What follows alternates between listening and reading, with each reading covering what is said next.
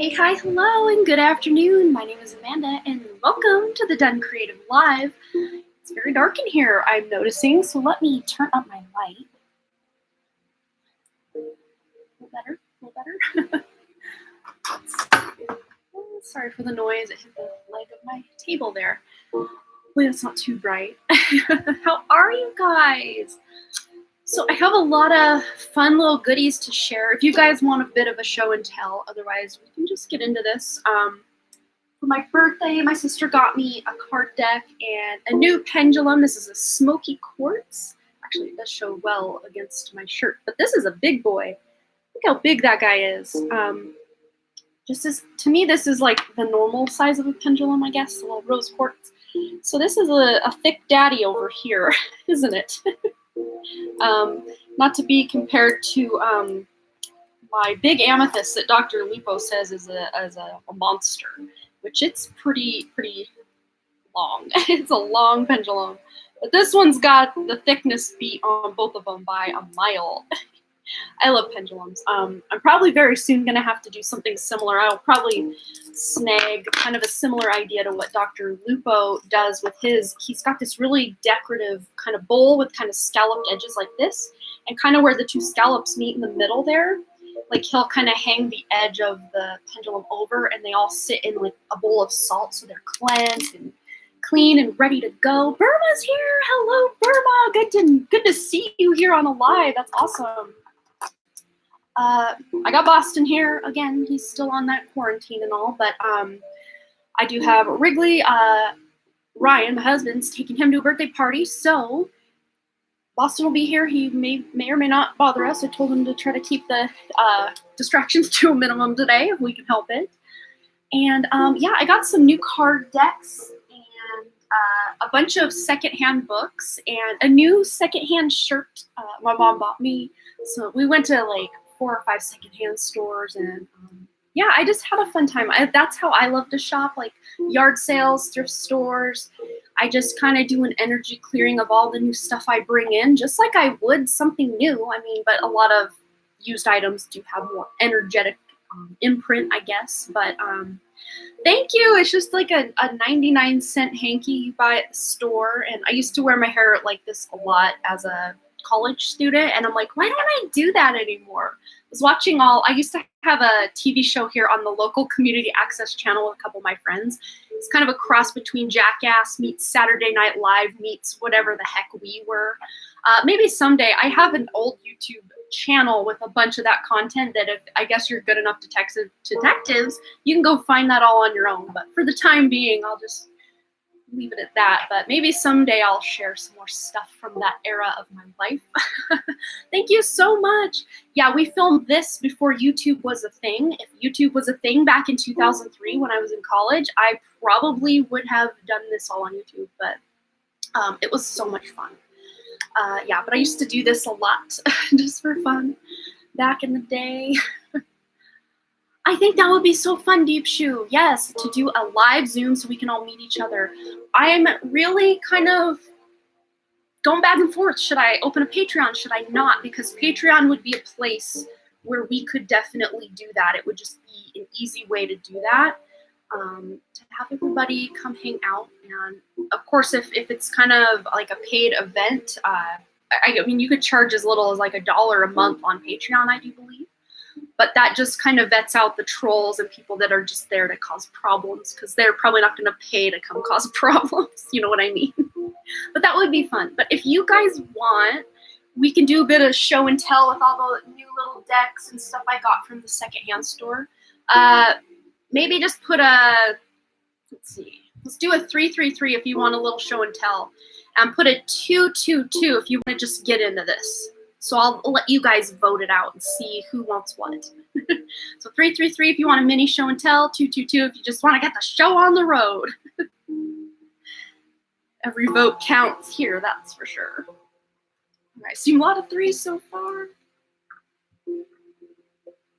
Cool, looks like you guys are here for it. Awesome. Cool, so you guys want some show and tell. So let's, I guess, just get into that. Let's start with the card decks because they're most easily accessible. get into the books and kind of miscellaneous other. Oh. So, if you were here on Wednesday's show, you would see that I had, my mom ordered me the 4 Agreements deck, which is in a box very similar to this one. This is the 5th agreement. She also got me this deck, which was not here when I had Wednesday's show, but very similar vibe to the 4 Agreements cards. I love them. I'm excited to start using them. I already cleared them, and they're ready to rock for today if we want to do that. I'm so excited about all these card decks. And then my sister, this is really funny. This is a funny little story that I want to share before we continue.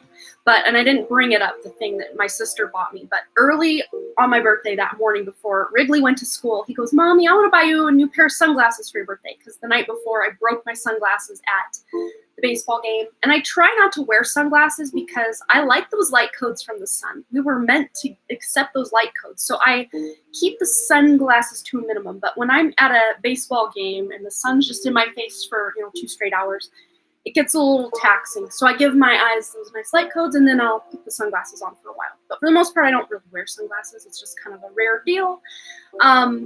So he's like, "I want to buy you a new pair of sunglasses, and I also want to buy you a white crystal salt lamp, just like what Grandma has with the multicolored lights." And I thought, "Oh, that's so nice. That would be a fun present."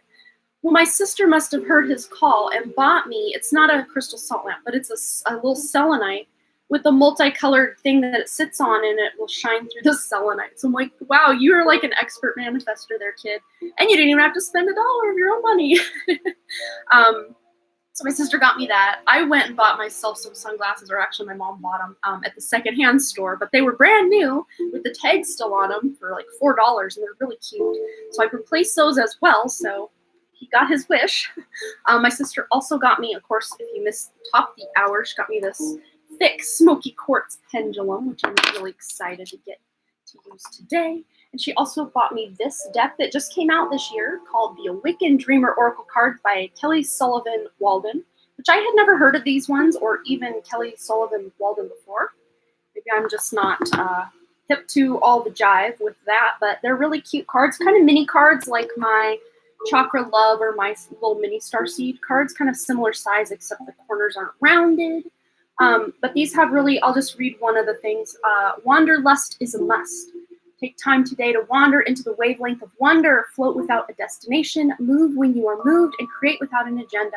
Even just a few minutes of sacred sabbatical opens the floodgates to untold inspiration. So these are kind of words of advice, inspiration, really fun oracle cards. Yeah, they are. They are so fun. So there's those 3 decks, if you also count that 4 Agreements deck that I got right before my birthday. And then this is the one I ordered myself for my birthday. I am in love. The Music Oracles, 50 cards. These are all different musicians. It says creative and life inspiration from great musicians. And isn't the shine on that just beautiful? But so fun. Of course, there's a Kurt Cobain card, which I was really excited to see.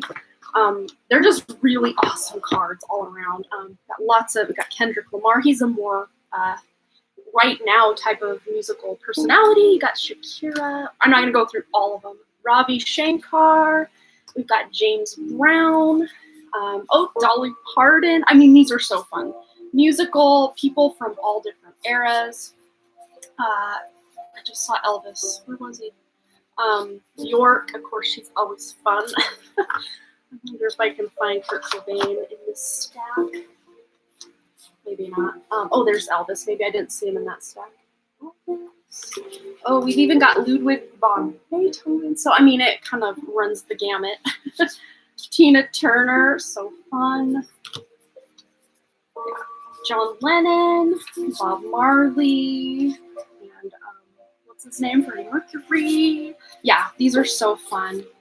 Keith Richards. So these will be fun to. I have a really fun pick a card planned to film this week. There's Old Blue Eyes, Frank Sinatra. That will probably go live the week after for my other channel. So if you're not subscribed over my other channel, you can click the first link in my description box of this video to find the link for my main channel. We are well on our way to 12,000 subscribers over there. Things are just going crazy over there. I still can't believe it. Whoa. Then let's do the little miscellaneous category. I got these. They were $1 a piece. They're called story cubes. And I kind of looked at them. I'm like, oh, that's cute. I wonder what that is. And then I looked on the back. They're dice with little pictures. So it's almost like a charm reading that you could do. So you just kind of magnetic open there. And so there are, does it say, 9 cubes times 54 images per the 9 cubes, because 9 times 6 is 54. Times 3, so just put those in like a dish or a bowl and be able to draw those out or pick those for a couple readings. I think that would be so fun to kind of mix it up, because I've been trying to do some new things. I've got charms. I've got not just pick one, but kind of pick 2 readings that I've been doing recently. I'm not making all of my readings totally different, just in case there are those kind of ride or die people that just want what I've already offered. But once in a while, maybe once a week or once every 2 weeks, I'll throw in some kind of fun extra stuff just to spice up the readings a little bit. So there's the miscellaneous, and this is the big category. All the books that I got secondhand. I love buying books secondhand because it saves the planet, and I'm obsessed with like physical copies of things if I can. But if it's a book that I know I'm not going to read again, usually I'll pass it along. I'll go find one of those little free mini libraries around town and just dump books throughout. There's like at least let's see, probably at least 15 to 20 that I know about just in my town. So they're everywhere, and I've even thought about making one outside my house because we live near a local walking path. I think it would be really fun to put the books that I read, and I'm probably not going to read again in there. But this one was funny. My son Boston picked this out. I thought this would be fun to just flip to a random page during a reading and then say, real life seems to have no plots. Ivy Compton Burnett. They're just funny. It says, now panic and freak out instead of keep calm and carry on. And it said, what was it? Bad advice for good people. But it's just quotes from famous people. A zebra doesn't change its spots. When one has too great a dread of what is impending, one feels some relief when the trouble has come. You know, stuff like that. That might be fun to flip to a random page during a reading. We've got Gary Zukov's Soul Stories, and he also wrote Seat of the Soul, which I had, and then I gave my mom, and then it burned in her house fire, but it was a great book. So I figured this would be a good one as well, because this is, I don't know if this is a follow-up or just another book he wrote. I'm not sure if it's tied to that book or not. Most of these are spiritual or kind of like medically spiritual books, I think. Cool, thank you. I will definitely be updating all of the, donations that are coming in. I'm just doing a quick little show and tell, I guess, of what I got for my birthday at the secondhand store. So then we have The Empowered Life and Your Connection to the Soul Self by Cassandra Blizzard. I've never heard of her, but I was just kind of flipping. This is what I do when I'm deciding is this book for me or not. I'll flip to just a random page and read like a paragraph. And if the paragraph resonates, or I'll just get a feeling, is this book for me? I'll know. And of course, these were for me, or I wouldn't have grabbed them and brought them home. So hopefully that'll be a good book. And then we got Women's Bodies, Women's Wisdom. And it's funny because I have the card deck for this by Christine Northrup, MD. I had the card deck to this, but because I'm not that kind of reader that likes to pull the deck or the book out to have to read. I just like to read intuitively. But the card deck that she made to kind of go with this, or as a standalone as well, it just had like the number, but it was in like Roman numerals, and then like there were like 5 categories, I think, like partnership, self-care, all that. But it didn't have anything but a picture, and I mean, I could intuitively kind of connect to it, but it wasn't really anything I could use in my readings. So I passed that deck yesterday or 2 days ago along to my sister.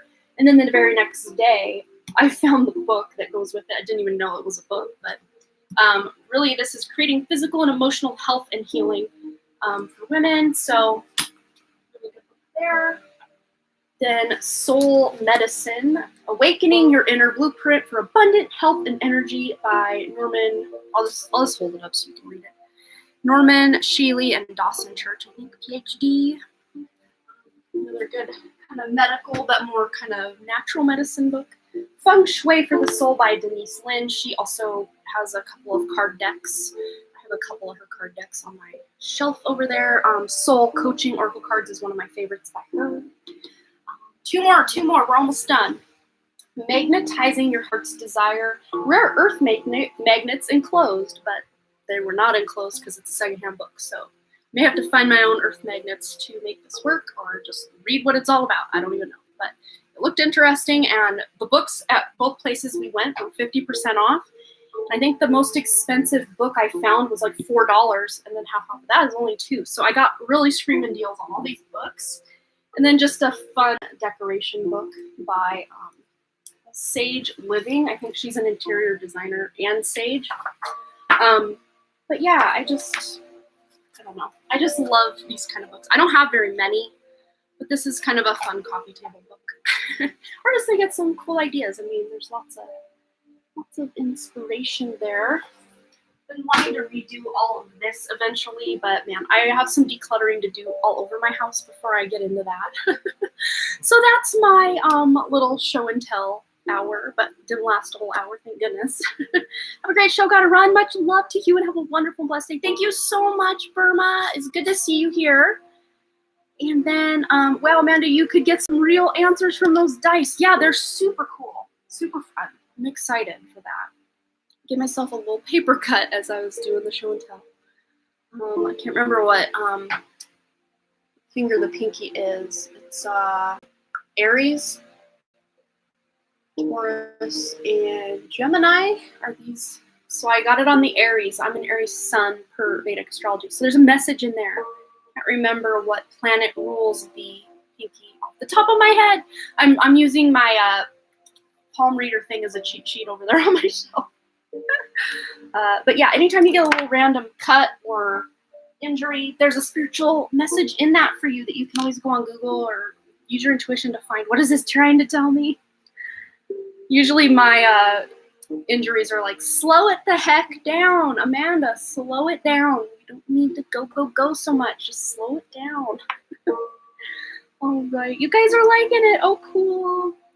Yes, okay, cute, already did, whoa. Hello, beautiful. Hello. Yeah, it is great to get creative with readings. And not that I was bored of the way I was doing it. I just thought, oh, this would be just that much more fun. Spice things up a bit. Okay. Oh, your reading Seat of the Soul. That's so cool, Quiche. What a cool synchronicity. It's funny because there have been a lot of people in my comments on my recent pick of cards where I'm talking about the 4 agreements, and they're like, oh my gosh, I'm reading that right now, or I just read that, or it's on the shelf and I'm about to read it, like stuff like that.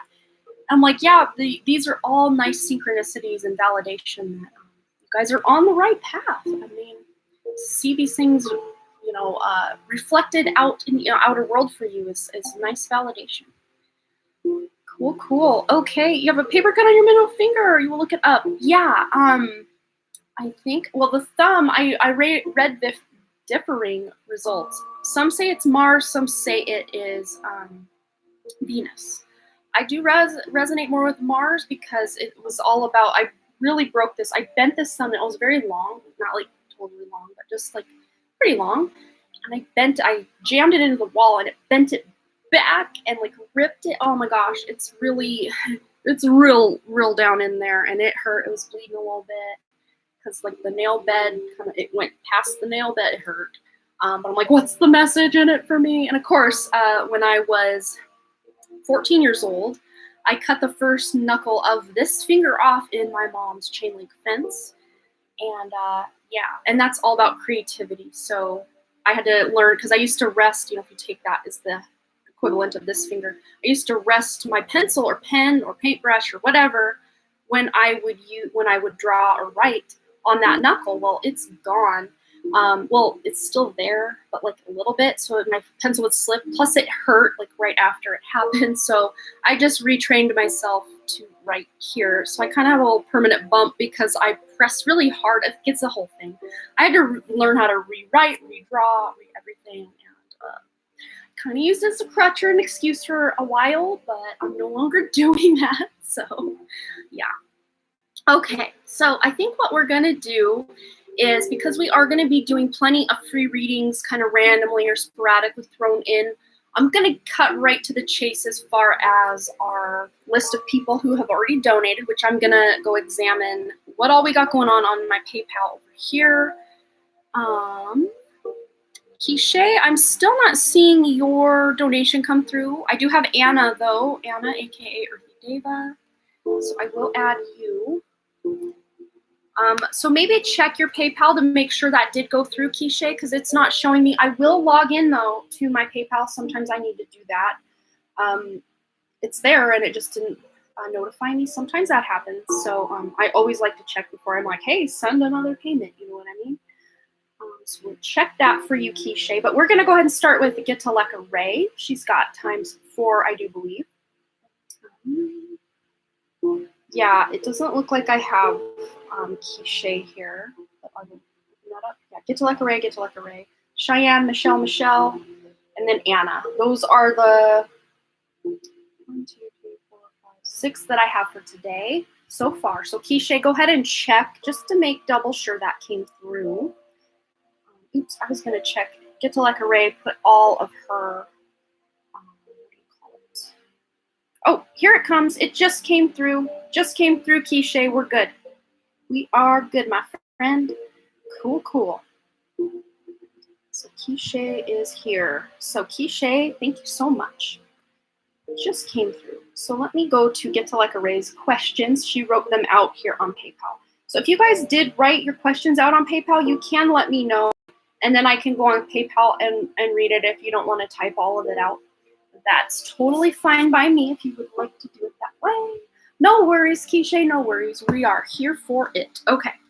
So Ethan's got my list. I appreciate that so much, Ethan. I appreciate that. Okay.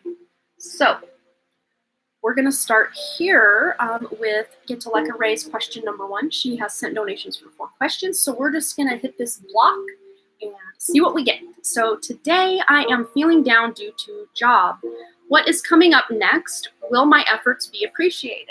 Okay, so let's figure out this job stuff. Any advice, any guidance, any words that want to come through?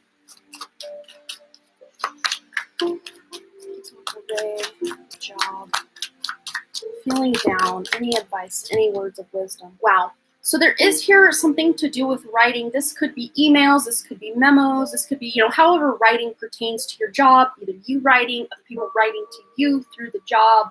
But it says here, you heal, inspire, teach, and entertain with the words you write. I will go so far also as to say that not just the words you write, but the words you speak. You are like that healer. The words, just you speaking, just you being around people, you are a very healing presence for yourself and for others. But there's something to do with your words, maybe even you not. This could even be throat chakra related, because writing to me is a form of communication, which is all about that throat chakra. A block or some clearing you could do with that throat chakra. Speaking of throat chakra, let's just go to the chakra love messages and see if anything wants to come out for you. Anything you can work on, anything that's blocked, anything that just wants to come up about this job. Okay, woo. Lots is going on. Yeah, this is a very chaotic energy for sure. So the one that fell down was vulnerability. This is a throat chakra card as well. So showing vulnerability is a sign of strength. Throat chakra. So sodalite might be a good crystal to carry a little chunk of sodalite in your pocket to be able to help you to communicate, not only just to communicate what you want to say, but also to communicate to other people when they're kind of encroaching on your boundaries. And I have a nice sodalite obelisk here. It's not all sodalite. It's kind of in matrix with some feldspar. But those blue bits are the sodalite. But you can get little tumbled pebbles of sodalite to carry around in a pocket. Or if you're like me, put them in the bra. And they will be with you throughout the day to help you communicate better. But you also have here sacral chakra with tiger eye. Passion. Turn your fear of change into excitement for change. So I feel like there are some changes coming up on the work front for you that might feel a little uncomfortable or a little busy. Like I know we had discussed how busy you are at work and there's just a lot going on and you're kind of, like I'm feeling this very chaotic energy. Like I'm only one person. I can only do so much work in one day without totally burning myself out. So you may need to talk to a superior or someone higher up in the company and let them know, hey, it's like I'm seeing this candle just being burned at both ends. Like you're just really in it. Order that crystal. Thanks for suggesting the name. Yeah, and then the tiger's eye. This is a very cheap and also calming crystal that helps with confidence and knowing your own worth and power as well. A good one. And then you have 2 root chakra cards, and then 2 third eye chakras, which we'll get into that. But safety and security are the words here. The crystals are snowflake obsidian, which is a very grounding stone, and also garnet, which is a deep red, sometimes almost looks black. These are all great grounding crystals to carry as well, especially if you're feeling really up in your head and kind of flighty and kind of just overwhelmed mentally, like the mental stuff is just going. Grounding crystals are good to carry to keep you kind of calm, cool, and collected throughout the day. But safety, in the hurricane of life, a strong foundation will keep you safe. Security, to feel more secure, deepen your connection with nature. And I think we've discussed this a lot. You do get out in nature quite a bit. Maybe just bumping that up even more, because that's really going to help. My manager doesn't respect boundaries. That is irritating me. And I think that's where that throat chakra issue is going to have to come in. Either you write this person a very, precisely worded email, or bloodstone would be another good one. These are garnet and snowflake obsidian. Those are the 2 written there on the card. But yes, also bloodstone is a great one. But you really do need to either have a sit-down meeting with this boss or write out an email just letting this boss know, hey, there's got to be some boundaries here. There's just too much coming at me. There's too much going on. I'm only one person. I can only do the job of one person, not the job of 3, which I think is kind of the expectation of you right now, which is totally should not be happening. So you are needing to kind of speak your own truth about this to kind of get people to see where you're coming from. Because I know that a lot of bosses like to ride their employees hard and make them work really hard, but some bosses don't want that to happen, and they don't realize that's happening unless we come to them, as the workers, and say, hey, I'm just really stressed out. I'm really overwhelmed. And then that boss or that manager might be like, oh man, I didn't realize I was doing that. Let me send some work to the other person. Speaking your truth, talking it out, that's really going to help you feel in a more kind of stable and not so all over the place kind of position. You also have the destiny card, third eye chakra with fluorite. And it says, follow your instincts as they lead to truth. And also trust your intuition. It is in contact with a higher source of knowledge with tourmaline. So these are both third eye chakra. So doing third eye chakra meditations, grounding or root chakra meditations, throat chakra meditations, or sacral chakra meditations. I think these are the 4 chakras of yours that could use the most work to just balance out. But he's not understanding. Yeah, and I think that just needs to come to a point where you say, hey, is it okay if I set up a meeting with you? Make it real official, because a lot of times, even if we're writing emails or if we're just in passing, oh, hey, let me tell you something, it's like it doesn't quite compute with people when they're busy or they're not in the element. But if you maybe set up a designated time to talk to this person and have a real sit-down meeting, and again, if this person's not listening to your words to the problems that you have and trying to alleviate those problems or try to find a solution, you may need to go to someone higher up. You may need to go to an HR, human resources type of person that will be able to hear your grievances or just your issues that you have at work, because you deserve to be heard, especially if you're feeling really burned out and run down. Like, that's not okay. I mean, just because they pay you for your time doesn't mean you need to be a major workhorse for them. Yes, of course, do your job, earn your money, but that's where it ends. Like, you don't need to go so far above and beyond if these people have these high expectations of you. And it's going to be your kind of role here to say no or to set those boundaries, because people will overstep those boundaries all day long. And I just heard, what you allow will continue. So you're going to have to be the one to basically put your foot down and say no more. I can't keep doing this, or I'm going to burn out. So that's Spirit's main advice for your first question. I hope that resonated for you. So let's get into your second question. But yeah, communication is going to be key for you, Gitaleka, to really feel into that and get those boundaries put where they should have been all along.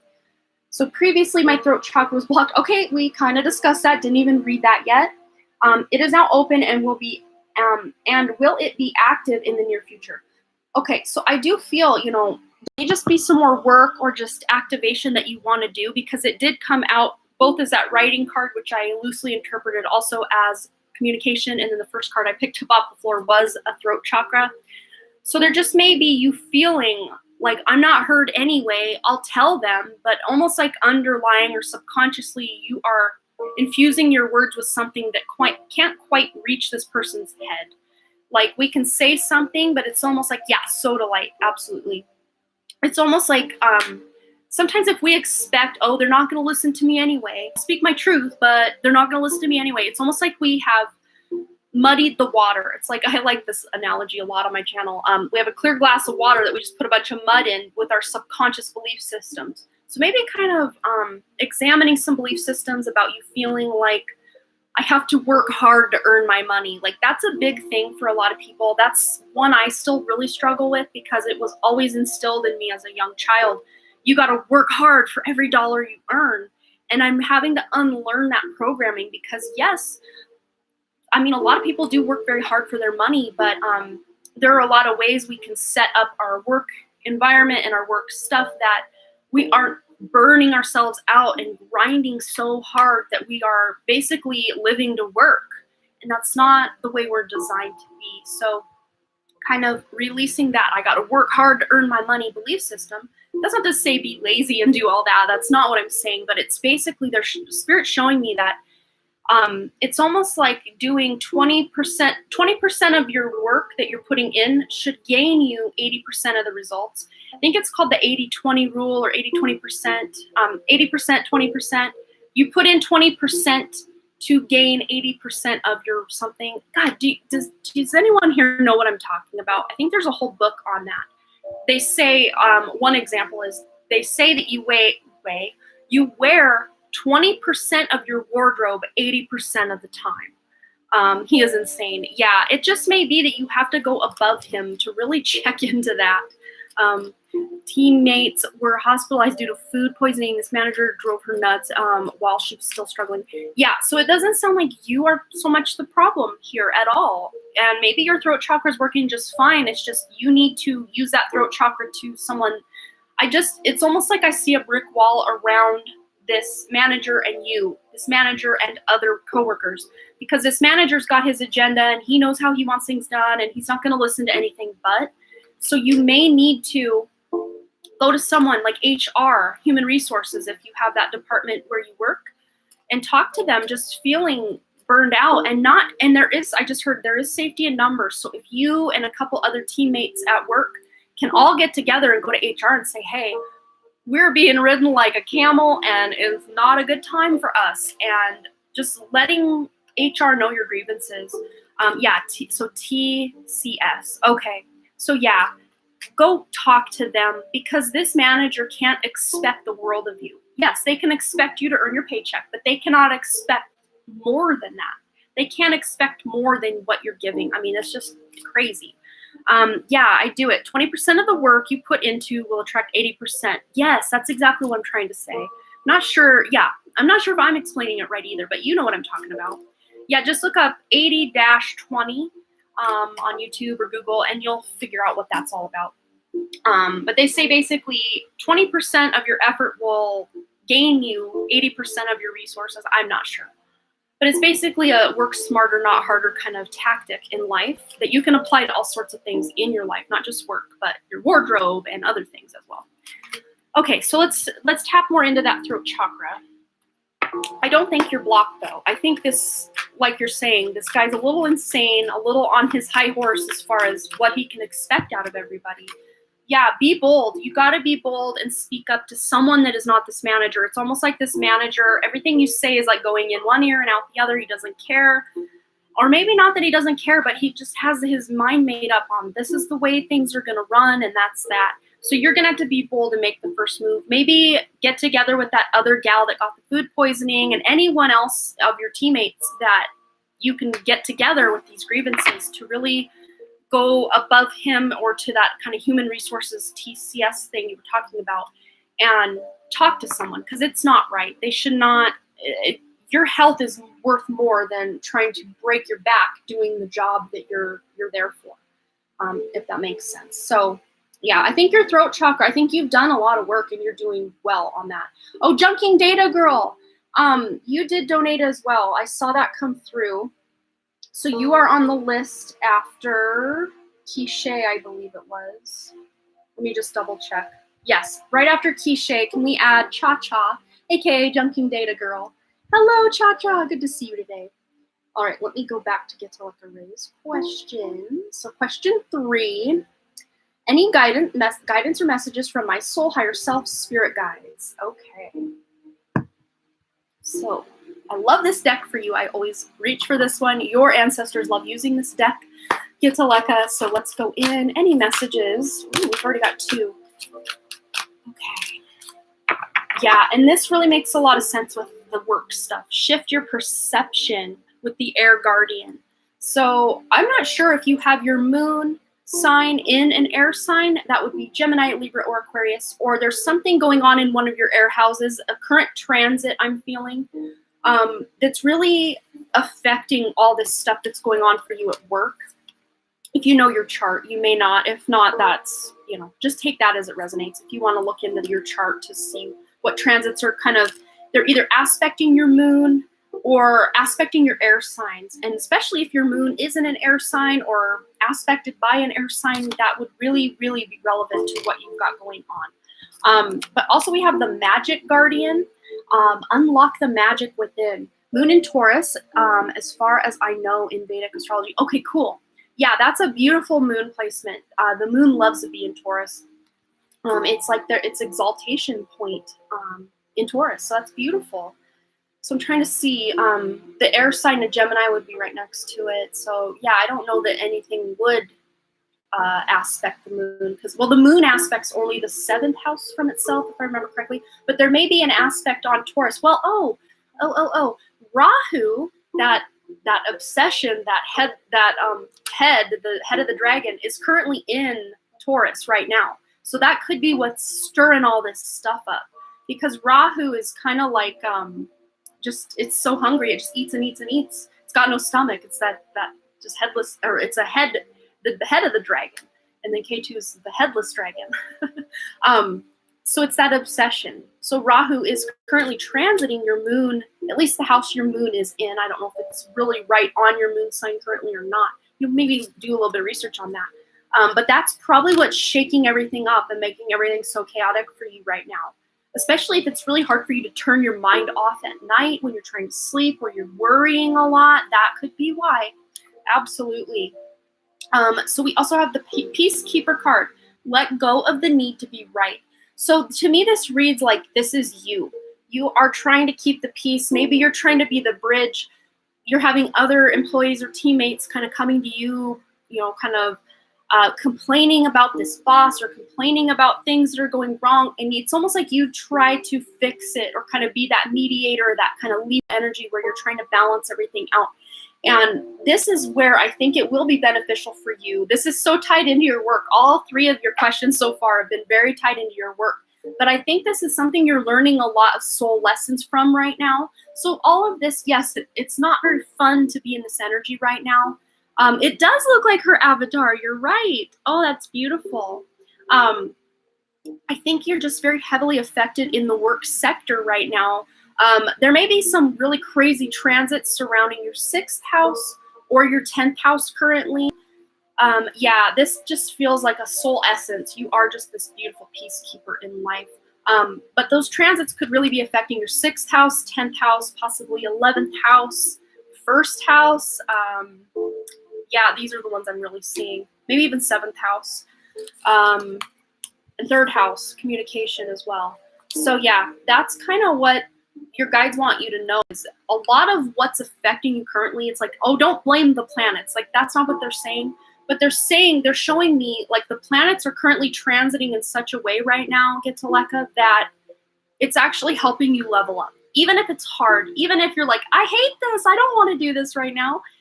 It's kind of put you through the ringer and having you roll with the punches for a while, because this is part of your soul evolution. This is part of you learning to do things a better way by finally speaking up and speaking the truth and having other people finally listen. Because I think the peers and people under you in the company, they listen all day long. Like, they love your energy, they understand, they come to you for advice. It's just this, like, this manager, like, he wouldn't listen because he thinks he's already got his mind made up that he knows better than you, or no, this is my department, I run this, go away kind of feeling. So it's like he's not even open to hearing anyone's suggestions or constructive criticism. He's already got everything lined out, planned out the way he wants it. But that's why it's going to be very important for you and your other teammates to all get together and go figure something out kind of around him. Because even if you all went to him, I think he would take that as a personal attack. You know what I mean? Like, oh, I'm not doing good enough, and you're all gonna come beat me up, whatever, and he'll throw it back on you, I think. So going to someone that's kind of above him, or, you know, kind of a human resources thing where they would say, okay, yeah, we can't keep expecting the world of these people. Yes, they work hard, they do their job, but that's it. Like, it has to end at some point. You can't expect someone to do so much all the time. And it's just going to come down to that safety in numbers, you and a couple teammates, or maybe a lot of teammates. I don't know, kind of get the word out and see. You might have more people coming in. Like, yeah, I'll talk with them with you too. I want to let them know what's going on. But they were probably just afraid to go alone, or probably just kind of thought about it like in a rage, like when they're in the shower, like, I wish things could be different, but then they never take an action in that direction. But there's safety in numbers. You all come together, and then you have your grievances, and you figure it out and go to someone who can actually hear the grievances. Like, that's your message from your own higher self, your guides, your ancestors. That's it. I mean, this is all very tied up in your work situation currently, and it's a lot of it is those transits. Again, don't blame the planets. The planets are just doing their job to help live out your soul contract, or your, you know, our birth chart is kind of like our soul contract, or our blueprint for this world, or for this current reality, current incarnation. So, you know, we can roll with it, knowing that we signed up to experience some of the stuff that it helps not feel so overwhelming. So we also have Jasmine Ridley. Thank you so much for your donation. If we can add her to the list as well. Thank you so much for asking there, Ethan. Yes, we got Jasmine coming in hot. Perfect. So let's go to Getaleka's last question. And then on deck, I think it was Cheyenne, if I'm not mistaken. It makes me log in every time it goes back black screen again, which is okay. It's alrighty. Okay, so yes, Cheyenne will be next. So Cheyenne, if you want to go ahead and post your question here in the next minute or two, that would be perfect. And then Michelle, you've got your 2 yes or no's right after Cheyenne. And then I think we're going to do our first free question mosh pit after Michelle's questions. Her yes or no's are pretty quick. So we'll do our first free question mosh pit. If I try to keep going, someone remind me, hey, it's free question mosh pit time after Michelle Lynn's second yes or no question. So we've got Getaleka Ray's current question we're going to do, then Cheyenne Downey's question, and then Michelle Lynn's 2 yes or no's. And then we'll do our free question mosh pit. Wah, wah, wah, wah, wah. All right. So Getaleka Ray, let's go to your 4th question. Is my root chakra, sacral chakra balanced now as previously it was out of balance? Emotional issues from surrounding caused a lot of blockage. Okay. So emotional issues. Yeah, that is a place where a lot of us, when there's a lot of emotional stuff coming up or that we tamp down, that's kind of a place, especially in women, they will have kind of reproductive kind of issues. In men, they will have like colon issues or prostate issues as a result of kind of burying those emotions. Sometimes that can also come out in the heart. Heart for men, heart issues for both men and women, and breast cancer, again, for both men or women. These are places we kind of store our resentment or emotional traumas from childhood on, even from past lives. We store these in these places. So let's see, for that root and sacral, are these balanced? And I forgot the last half of your question. I want to make sure I'm saying it right. Are they balanced as it was previously out of balance? Emotional issues from surroundings caused a lot of blockage. Okay. Let's go in and find out. Are these sacral and root chakras balanced? I have a feeling you've done as much as you can. It's just this energy that you're in at work really raises the chaos. So it's almost like when you're at work, they're out of balance, or it's hard for you to feel grounded. So yes, having some sort of grounding crystal like that bloodstone you were talking about would be very beneficial for you to carry at work. I'm getting major crown tingles now, so they're like, yes, yes, yes, yes, yes, yes, yes. So carry that bloodstone or any grounding crystal you have, any black crystal. If you carry straight up obsidian, that's a pretty intense energy. Unless you're ready for it all to come on up, I wouldn't carry that on me. It does take a very strong person to carry or have a bracelet of pure obsidian. A more gentle way to bring these things up would be snowflake obsidian bracelet, or a little piece in your pocket, or black tourmaline, shungite, bloodstone. These are all great grounding crystals. Carnelian, another great grounding crystal that also helps with any reproductive issues. Carnelian's a great one to kind of bridge between the root and the sacral chakra. If you want to really balance both of them, carnelian is a great choice. Bloodstone's also a great choice for both because you can see it in kind of a red to orange, if I'm not mistaken. I'm not as familiar with bloodstone, but when I was talking bloodstone earlier, I got major tingles, so I think bloodstone is definitely one to check out. But let's just see if you have balance to these. They're kind of showing me, yes, they're balanced, but once you get to work, it's like everything goes haywire. It's almost like a compass will always point north, but when you get in certain areas, it goes kind of wonky. That's kind of the energy that's generated at your work. So it's almost like you need to carry specific crystals to kind of put a bubble of protection around you almost. Carnelian bracelet and moonstone, sunstone bracelet, also bloodstone. Well, I just layer those up if you're allowed to wear jewelry at work, or if you can't wear jewelry, carry those bracelets in a pocket. That would still help. But especially if you're putting those intentions into those bracelets that this is going to ground me and protect my energy, you will want to cleanse the energy of those bracelets very frequently. You can either get a little bowl of Himalayan pink sea salt or sea salt and just lay the bracelets in there for a couple hours. That'll recharge them. You can use sage, Palo Santo to kind of smoke them clean. You can use some water, whatever your, the moon, the sun, whatever resonates most for you in ways to clean them. But I would clean them pretty frequently because you're putting the intention that this is going to capture that negative energy so you don't have to. It's like the scrubbing bubbles. We do the work so you don't have to. But one card did come out, peaceful resolution. So I am seeing this. You are very balanced when you're not at work or thinking about work. Even thinking about work, I think, is going to kind of throw you out of that grounded state. But wearing these crystals or carrying them, that's really going to help you.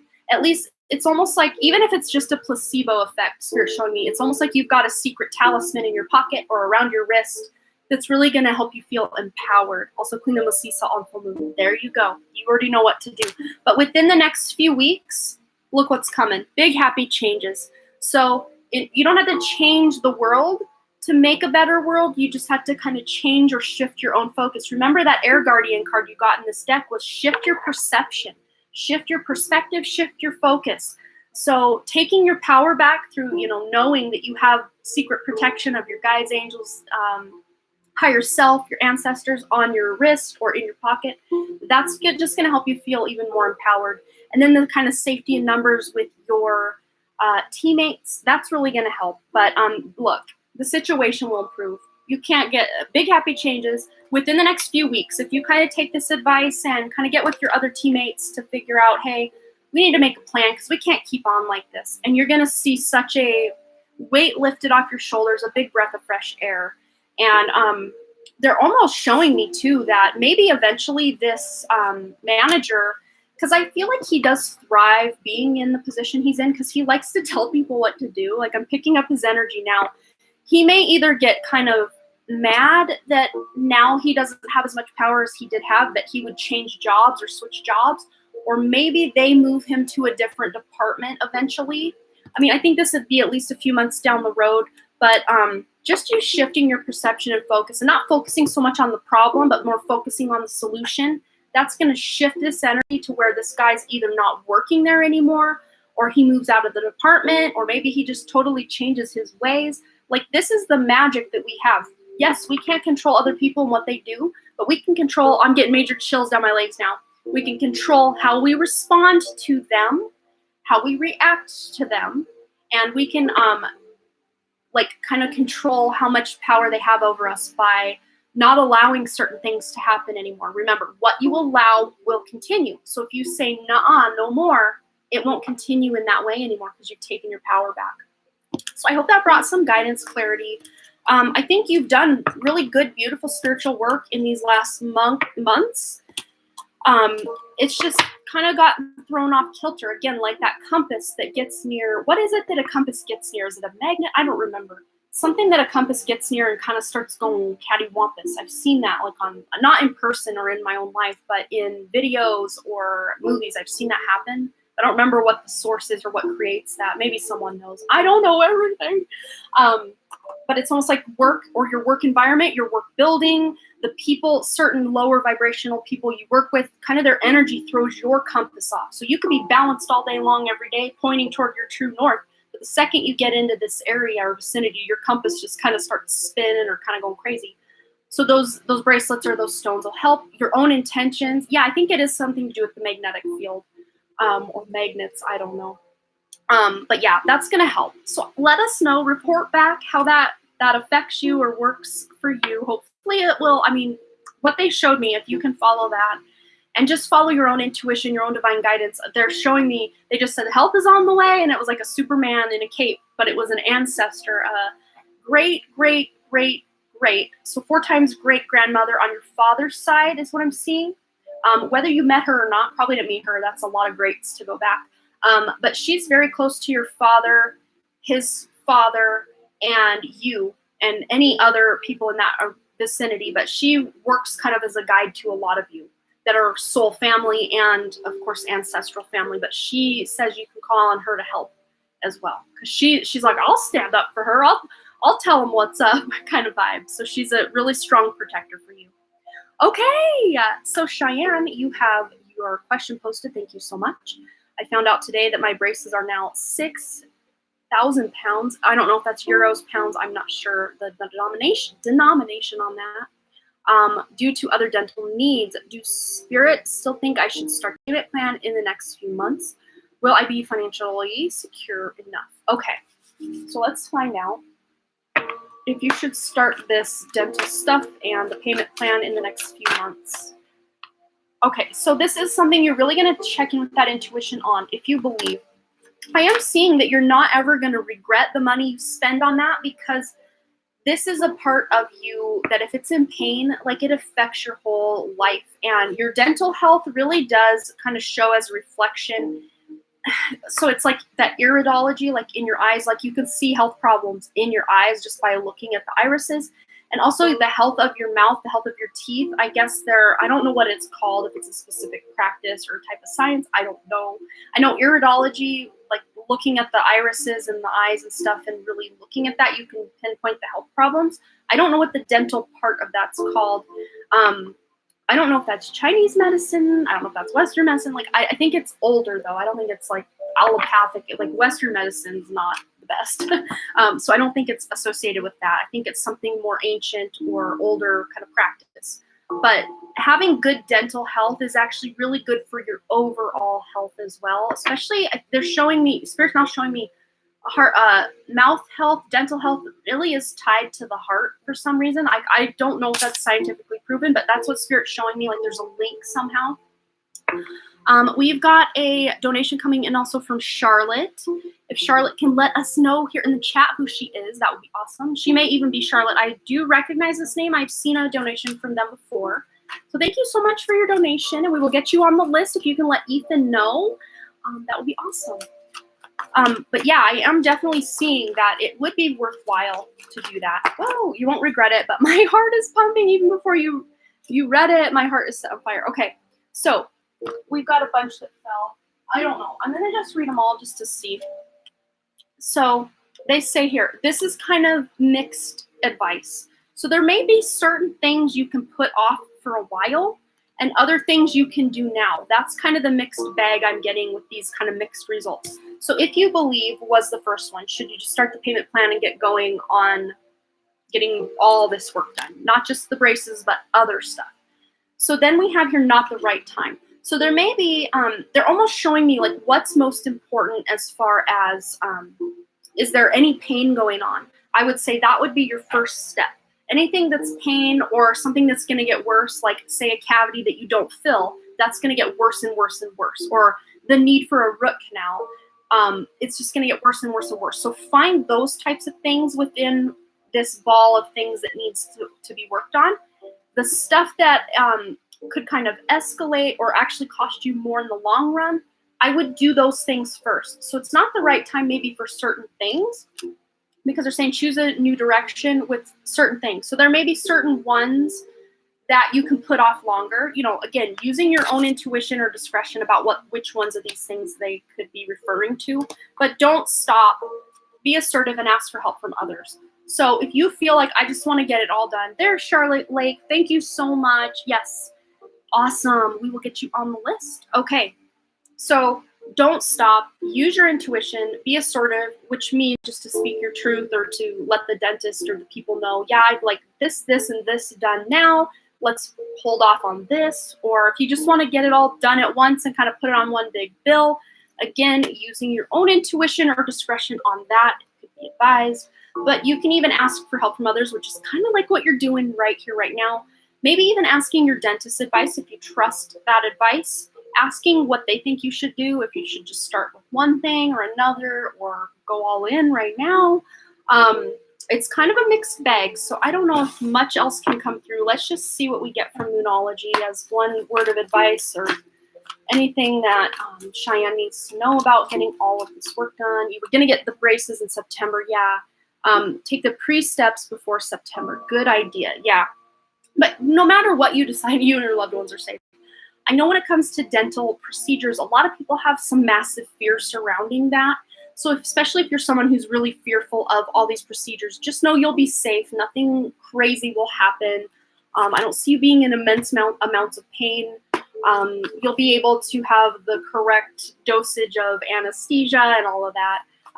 They said I can get tax deducted, but I don't know what that means. Yeah. That basically works in your favor as far as not having to pay as much taxes or something. Yeah, I'm not an accountant, so I don't know how all that would be considered a tax deduction. But yeah, just asking maybe someone you know who's good with finances or someone who's an accountant what that would mean for you would be good. But have faith in your dreams. So I think you kind of went into this wanting to straighten your teeth and then probably realized along the way or when the dentist was in there like, oh, we should probably fix this, this, or this as well. And you're like, but I just want braces. I just want my teeth to be straight and cute and pretty and all that. But have faith that everything, the braces and all the other stuff is all going to work out in your favor. You are safe. It's all going to look beautiful when it's all said and done. It's just a matter of how much do you want to spend now. Because it's almost like the Spirit's showing me you can wait on some of the more intense things, but it might cost you more in the long run if these are kind of things that are kind of like snowball effect. Like you have a cavity and you just let it keep going and going and going. It'll cause more and more damage to where it's going to cost even more money rather than just putting a simple little filling in there. Maybe you're needing a full-on root canal and a tooth pulled as a result of letting it go on. You know what I mean? Like, so just using your own intuition, maybe asking the dentist advice and seeing if you can roll it all into one big payment. Yes, it's going to be a lot. I mean, that's a lot of money, even in like US dollars. I don't know what the conversion is for euros or pounds or whatever the denomination was that you put up. But I think in the long run, you're going to be happy you got all this done because what, you're 23, 24, you're pretty young. So, you know, that's an investment for the next, 80 years worth of your life. If you live to be 100, you want to keep all of this going good as long as you can, because when things start really going south in the mouth, it just like the money adds up to really correct and fix things. So yeah, use your intuition on what you think you should start with, or ask words of advice from either other people who've had this done or your dentist. But use your intuition. And there may even be other dentists that could do this cheaper, but again, get a reputable dentist. That would help as well. Oh, Luna Refresh is here. Not sure what other concerns you have with teeth, but if they say you need to have teeth removed simply to make room for overcrowding, that's not true. Ooh, yes, Luna Refresh has braces, or has. had. I think you still have them on. So she knows what's up. I've never had braces, so I'm not 100% sure how all that works. Yeah, you just don't want to be broke. I hear ya. I totally hear ya. That's not a fun place to be.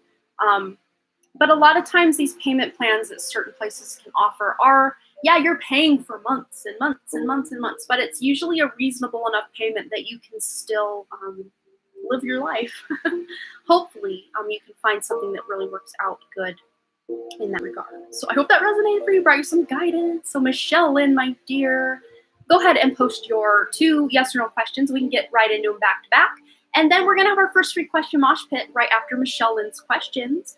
So if you're here for a free question, just wait a hot minute and I'll let you know when to post your free questions. It'll be very, very soon here. We're really running through our list and we're having a fun time. And if you missed the beginning of the live stream, I did a fun show and tell with a couple of new decks I've got and some books I got at the secondhand store, just stuff for my birthday. It was so much fun. I had a really great birthday week for sure.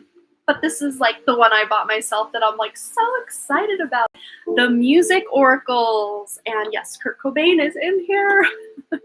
Yeah, you have yours on. Getting them off early though in a few weeks. That's exciting. That's always, you always, like my best friend growing up, she had braces and I remember she's like, I just can't stop licking my teeth. They feel so slimy, shiny, not slimy like in a bad way, but like so slick because she's so used to the rough braces and now she's like, I lick my teeth and they're so slick. Thank you so much, Cha-Cha. Okay, I'm gonna actually pull this out and keep it here on the table because I want to use it. Music Oracles, these are fun. I'm so excited to use this deck. Okay. Thank you so much. Yeah, it's just like a 99-cent little bandana that I just kind of rolled up and tied. I was telling at the kind of the top of the live stream that I used to wear my hair a lot like this when I would film for my old TV show back in 2003, 2004. I'm like, well, why don't I wear my hair with that anymore? So I just started doing it again. Can't wait for that feeling. My lips are struggling around braces so much. Yeah, I would have a feeling that it would like your lips and kind of under part of the back of the lips. That's so funny. Would probably get dried out because they're kind of raking up and down as you're talking over the braces and probably get maybe kind of chapped or rough or raw. I don't know. That would probably not be fun. Yeah, I can imagine. But they sure look good when they're off, don't they? Not the braces, but the teeth. Posted questions about it. Thank you so much, Michelle Lynn. I'm just sitting here gabbing. Found an orthodontist. Oh, wait. Maybe you're talking to her about that.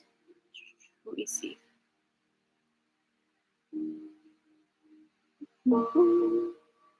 Maybe that's it. Maybe I'm losing my mind, Michelle. I don't see it. I apologize. I get to talking and then unless you're talking about the orthodontist, that's the only thing I saw from you. Found an orthodontist called Oceans and oh, there we are. That is your question. Wow, all the orthodontist questions. I like this. Found an orthodontist called Oceans and want consultation this month or next. Is this the right place? My brother is getting married in August and I want a nice smile. Oh, that's cute. Or possibly wait till the fall. Okay. Let's ask the yes, no. We may bring that smoky quartz out. So found an orthodontist called Oceans. Want a consultation this month or next. Is this the right place? Woo. Okay. It says success. I think this is going to be a good place to go.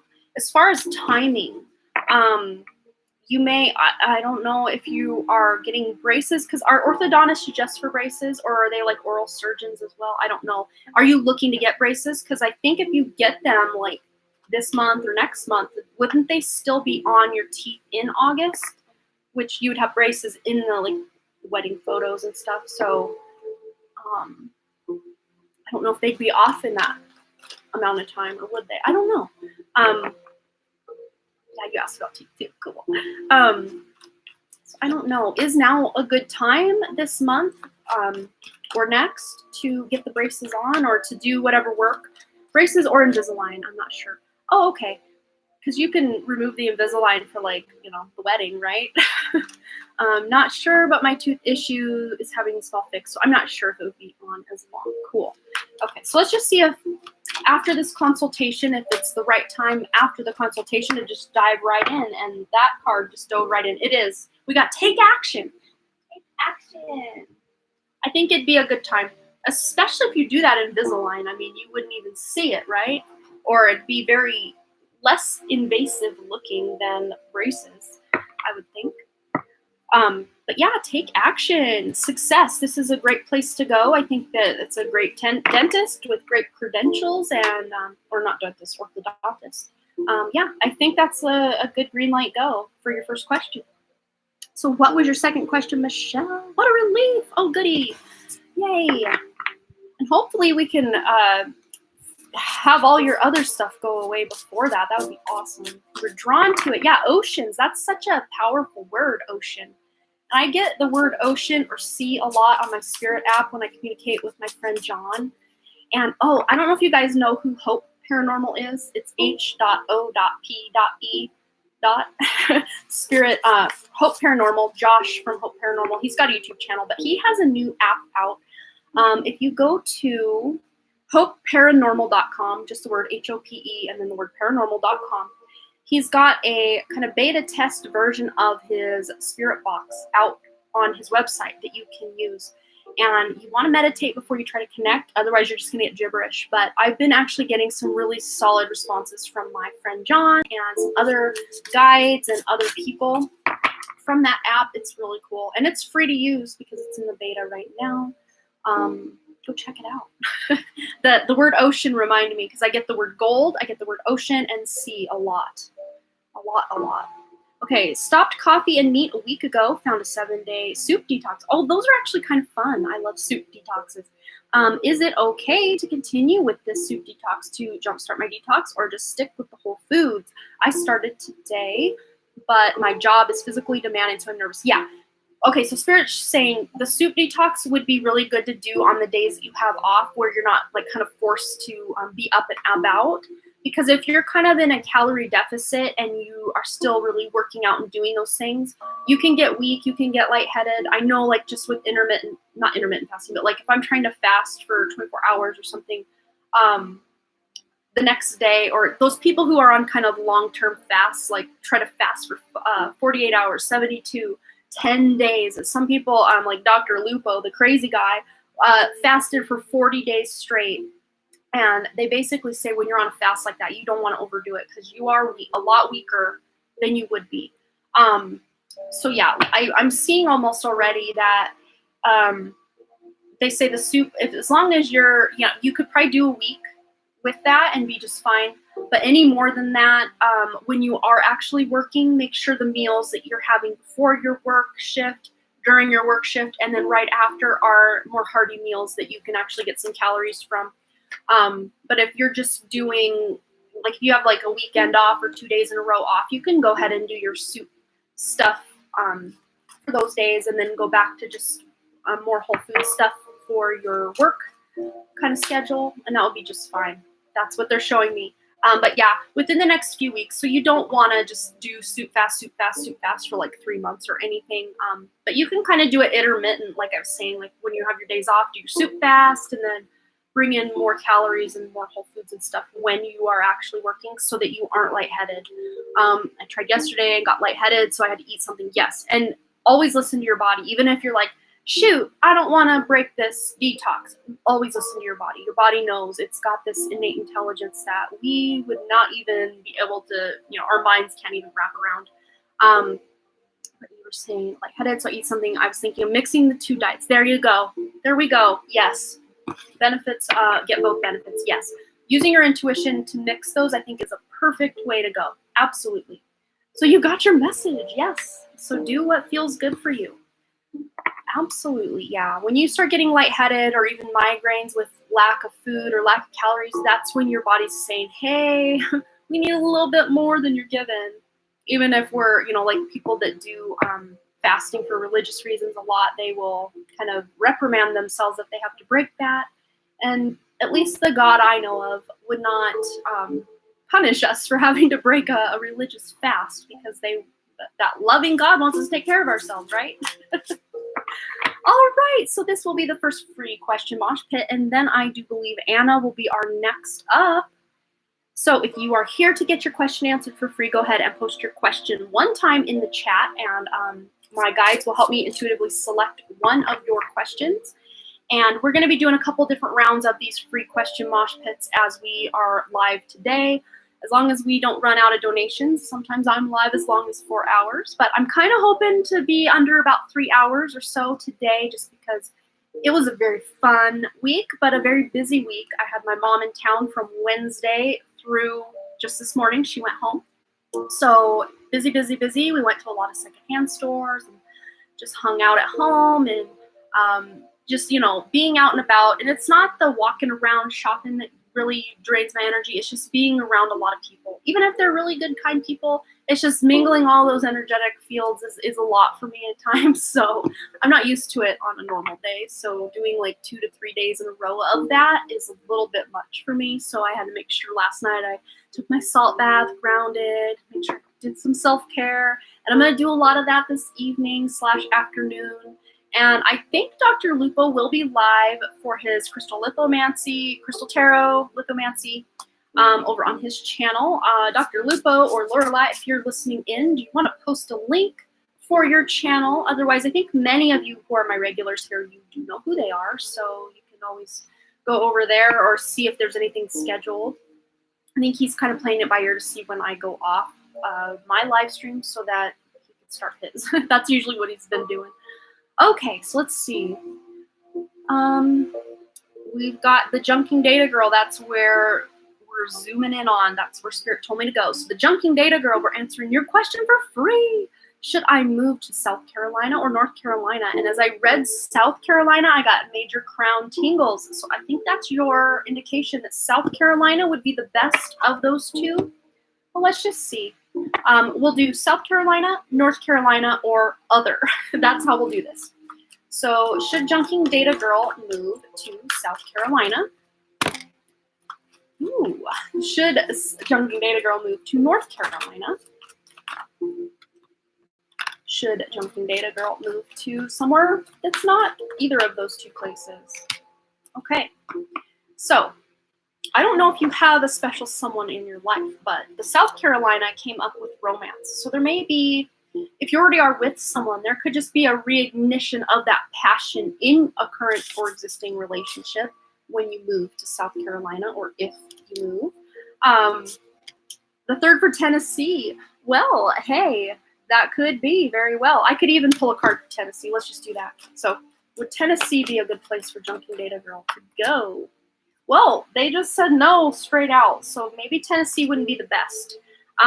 But South Carolina, there may be just, I just heard too, falling back in love with your life, falling back in love with your passions, your desires. You would have a really beautiful energy around wherever you decided to settle in South Carolina. As far as North Carolina goes, it would also be a very supportive place for your energy because you've got communicate clearly. So especially if communication is hard for you, or to have those hard conversations with people, or to speak your truth is hard for you, you would be getting some clarity in your communication skills if you decided to move to North Carolina. So for other, just that encompasses everything except probably Tennessee, because it's big no on that. Maybe it's just now. Maybe not ultimately forever, but at least for right now, Tennessee says no. There's something better than that, at least for now. Maybe a couple years or months down the road, maybe that energy will change. I don't know.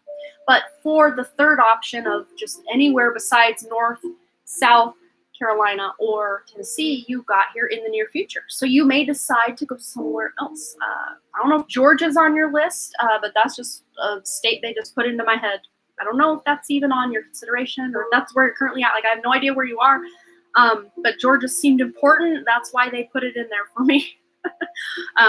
So I don't know. I think maybe I confused you further rather than broke down your question.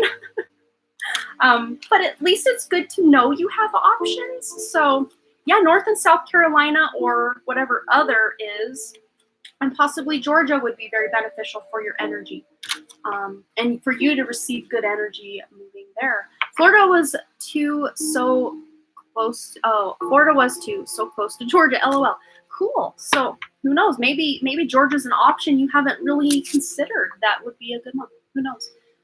Florida feels good. Just feeling into the energy of that on my own. Yeah, if you believe Florida's a good fit, then you could do well there. You have options. Is basically what they're trying to say here, Cha-Cha. So I hope that resonated for you. All right, dear Anna, my friend, you are next on our donation list. And then after that, was it Cha-Cha next after that? I don't remember. Let's see. Oh, Anna says, I'm having a weak connection with the Wi-Fi tonight. Can you or someone kindly tag me in the chat when it's my turn? Thank you so much. Absolutely. And I will even shout out the timestamp if someone wants to type the timestamp for that. There we are. She heard me. Okay, cool. And Ethan has my list. I'm not seeing that. Maybe I'm not going back far enough here. Let's see. I just want to make sure who's next. I like to kind of call out the next couple on deck just so we're ready to keep the questions flowing. Yes, Earthy Deva, then Kishay, then Cha-Cha, aka Junking Data Girl. That's our next three. So Anna, Kishay, Cha-Cha. Okay, so Anna's got her question posted and we are ready to go. I like the South Carolina for Ian and I, and North Carolina for communication. Maybe do in between. Yeah, real close to that border and get the best of both worlds. That's a cute way to look at it. I like that. All right. Hi, Amanda. I'd like a message about love life. I still don't feel ready to be in a relationship yet, but I can feel I need connection. I'm 25 and have been single for 4 years. Cool. So for some reason, they want me to use this music deck.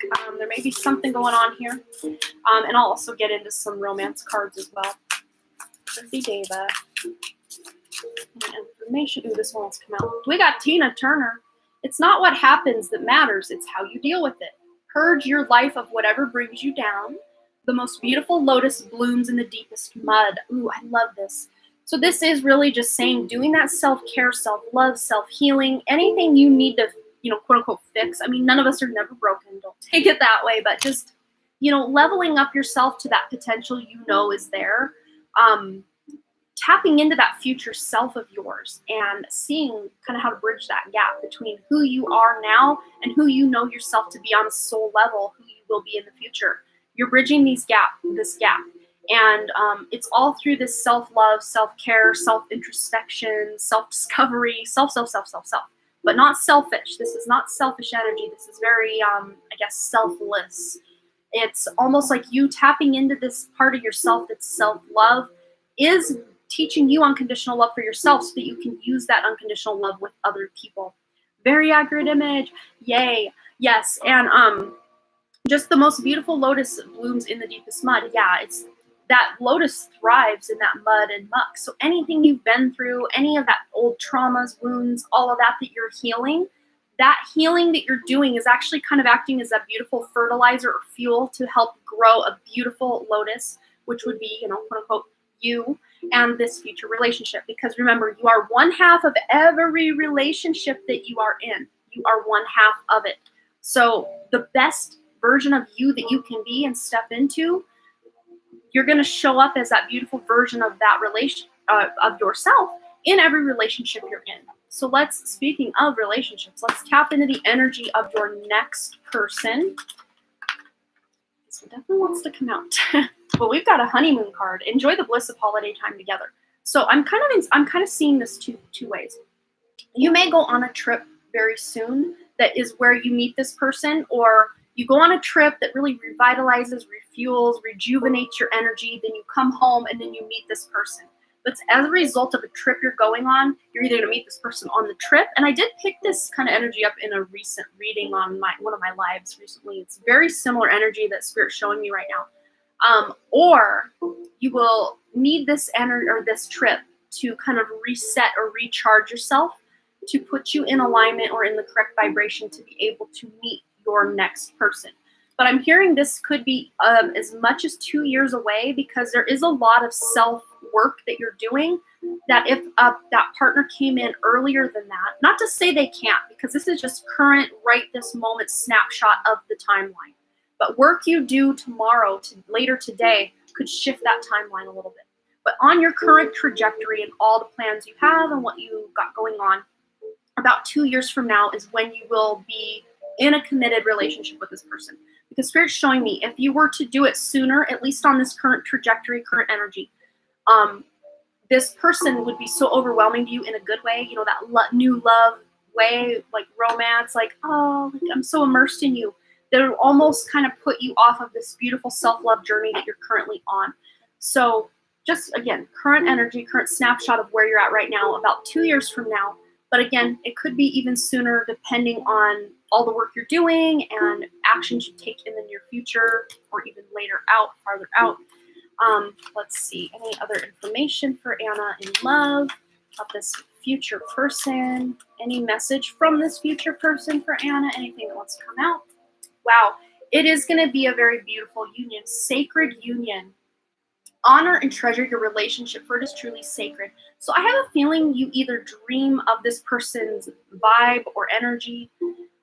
Maybe you've even seen this person's face in your dreams, or you dream about being in this beautiful, loving, committed relationship. Maybe this is even just your daydream. I'm not sure. There's some almost meditative or astral quality about what I'm picking up here energetically for you, Anna, but it is a truly sacred relationship. This is going to be someone who's not just your average run-of-the-mill person. This is someone who's really done their own inner work, their own self-love journey, their own spiritual leveling up in this.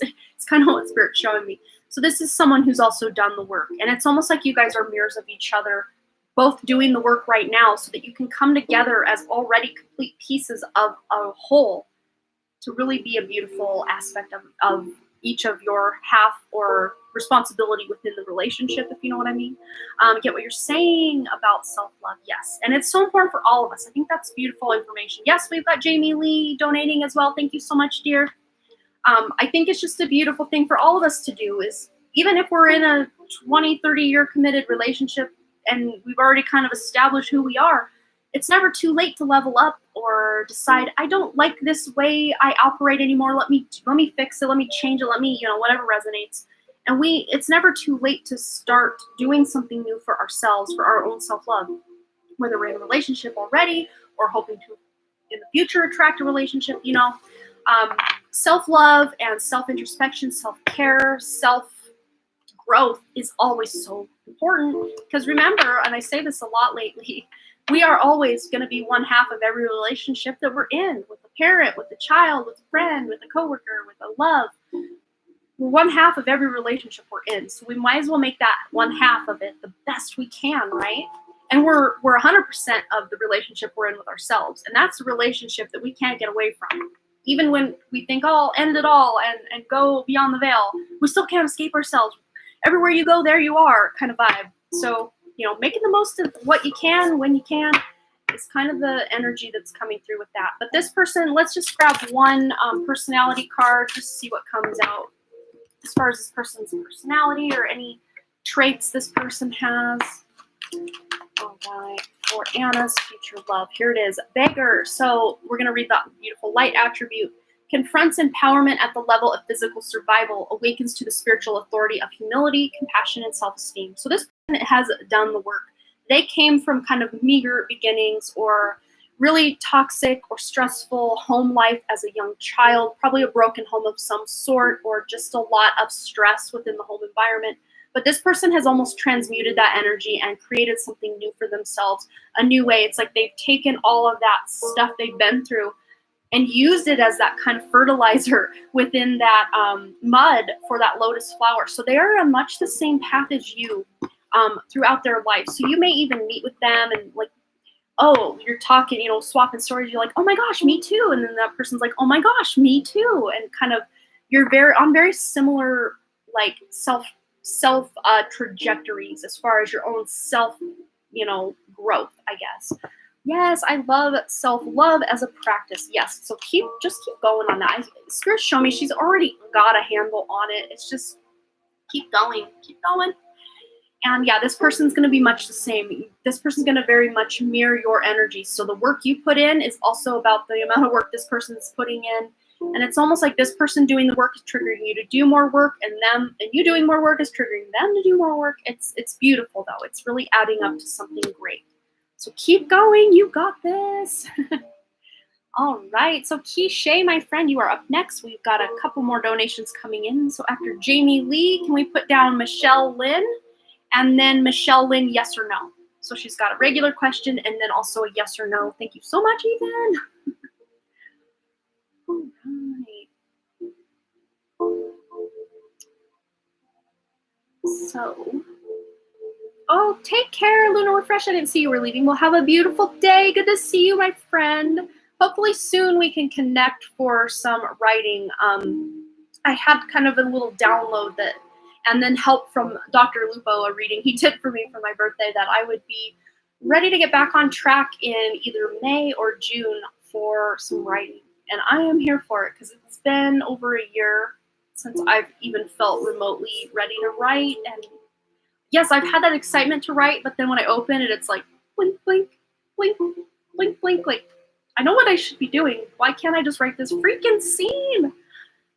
I have like the bullet list of, okay, she does this, he does that, but as Luna Refresh knows, we were talking, I just feel like it reads almost like a screenplay.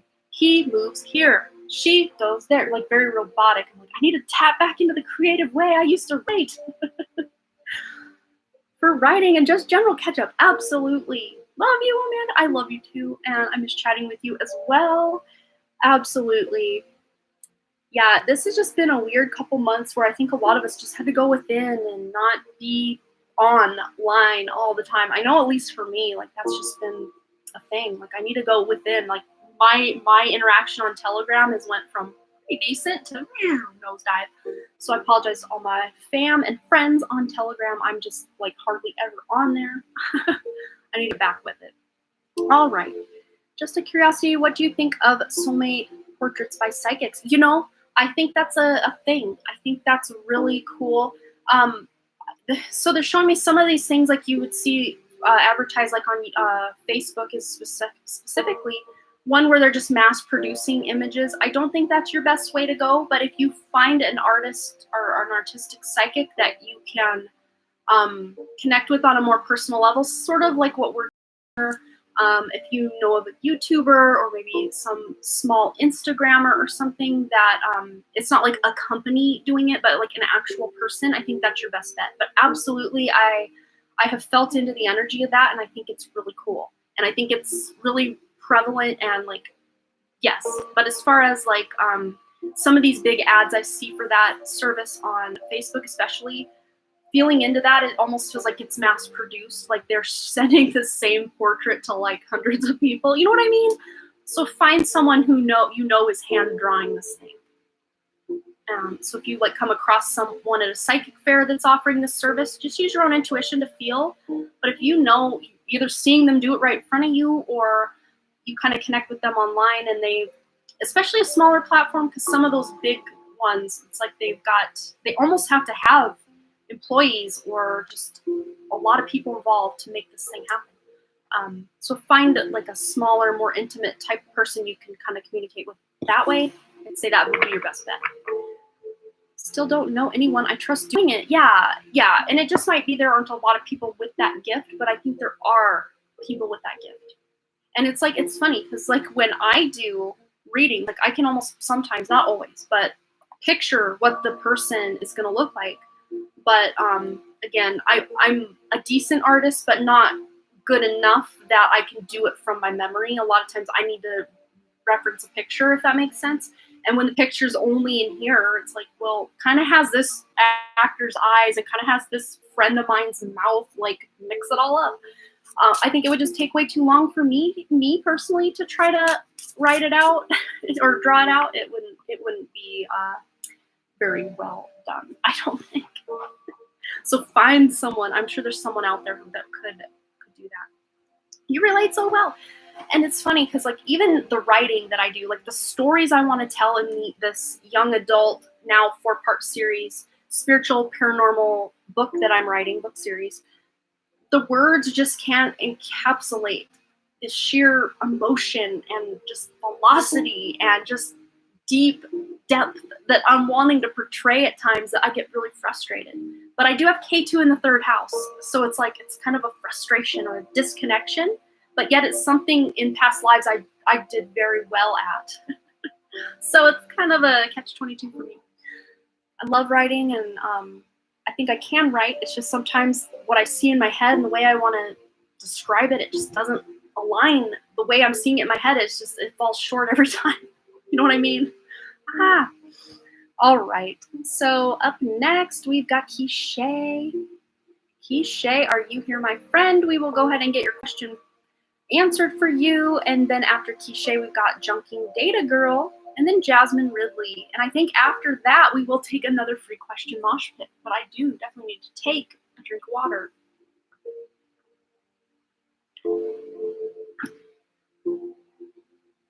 I think that K2 in the third house for me also represents me. A lot of times I stumble over my words because, especially when spirit or I just get a lot download of ideas all at once, I've got like 4 conversations going on. And of course my Gemini moon is directly opposite with my Rahu in the 9th house in Gemini. So I'm a Libra ascendant, so the houses are basically opposites of what they should be. So it kind of balances those houses out. But a lot of times I want to say like 4 things at once, and I can only say 1 thing at once. So it's like, I struggle a little bit.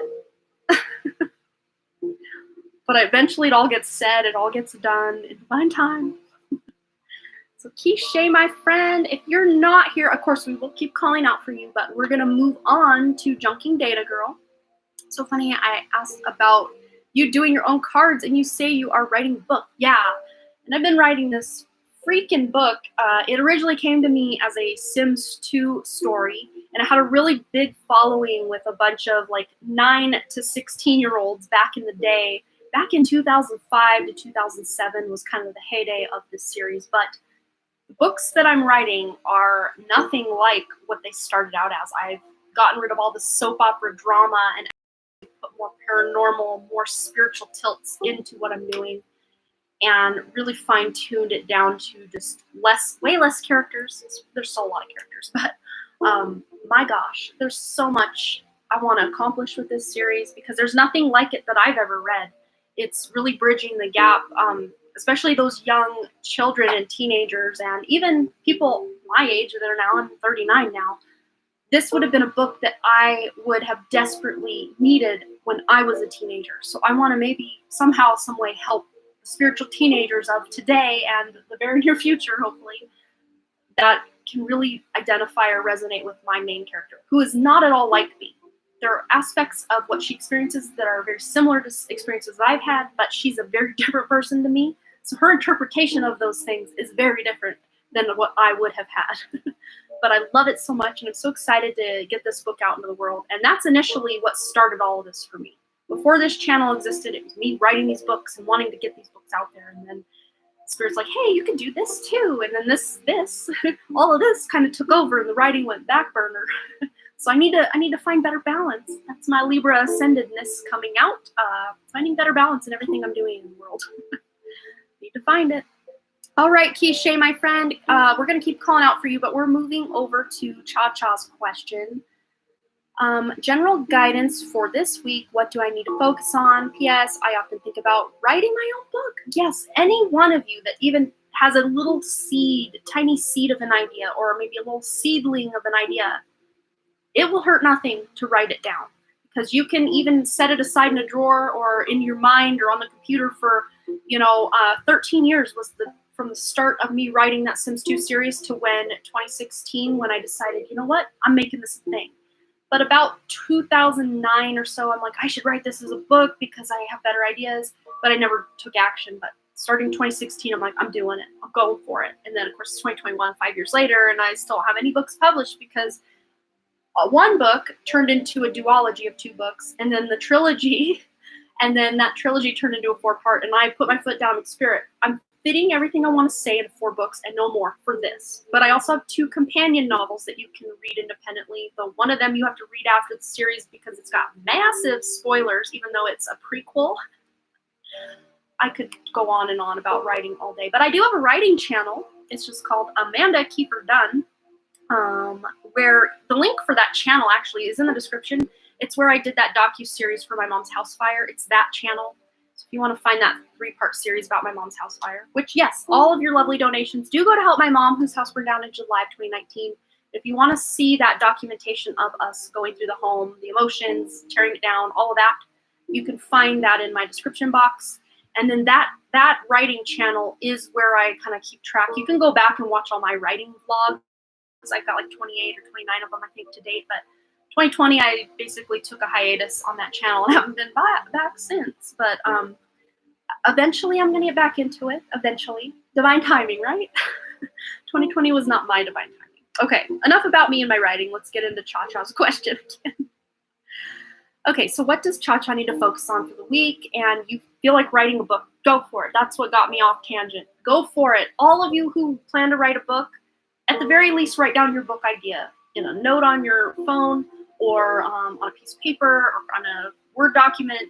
Write it down somehow, some way, because there's a reason you have a desire for this. And of course, the world could always use more books. Ebooks, audiobooks, physical books. Knowledge is awesome, and stories are awesome. Whether it's like a self-help type book you're wanting to write or a fiction novel, write it. I say write it. All of you just write it.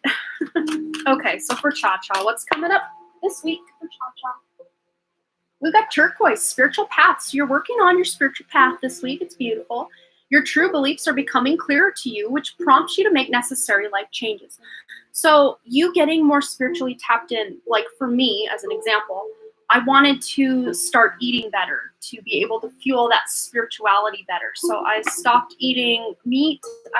Well, for 3.5 years there, I was like strict vegan, not strict like I would like call out anyone who wasn't. Like, I'm so not that guy. But just for myself, like I held myself to a very high standard. But of course, now I'll eat eggs occasionally. I'm a dairy-free vegan-ish who eats eggs. I still don't eat animal meat in that. But yeah, so just me tapping more into my spirituality kind of kick-started like me eating differently. So you may find your appetite has shifted, or the way you just kind of go about your regular daily life or your habits or your routines. It's going to change a little bit this week, Cha-Cha, because you are tapping more into your spirituality. But kind of to preempt this next week, you could go make sure maybe even setting a 5-minute timer and meditating for like 5 minutes a day. That might be something you can do that will really help whatever's going on in your birth chart. There's something really touching on your 8th, 9th, and possible 12th houses. Those are kind of your more spiritual houses, although 8th house really isn't quite spiritual. It's just real deep. I don't know. But 9th and 12th house are definite spiritual houses. And in my chart, Mercury rules both of those houses. So I'm all about wanting to communicate all this spiritual stuff. And then, of course, in my chart, Mercury is in the 8th house. So I tie those 3 houses together for myself and a lot of people, especially Libra ascendants. At least those 2 houses are very, very ruled by Mercury. So you want to talk about it. But you may even be feeling, Cha-Cha, that you want to talk to other people about your spirituality, or they're wanting to come to you and talk to you about their spirituality, or whatever the case may be. So let's find out what else is coming. Oh, we're going to go over here. Shaman's Dream Oracle. I love this deck. One of my newer ones as well. For Cha-Cha is completed. I am a vegetarian. I don't like milk by itself, but I eat it with cereal and other products. Yeah, that makes sense. Cha-Cha, a tidy house. Spirit's calling you out again, Cha-Cha. A tidy house. Clarity and organization. So maybe you're also working on that organization. But I find a lot of times when I'm leveling up spiritually, that's when I want to clear out clutter in my home or organize things around my home. It's like that inner is reflecting to the outer. So you may have this kind of little hitch, like not a hitch in your giddy up, but like a little kick to your pants. Like, oh, I think I want to clear out that closet, or I think I want to clean out my pantry, or, some random project that maybe has been kind of accumulating clutter or something for a while.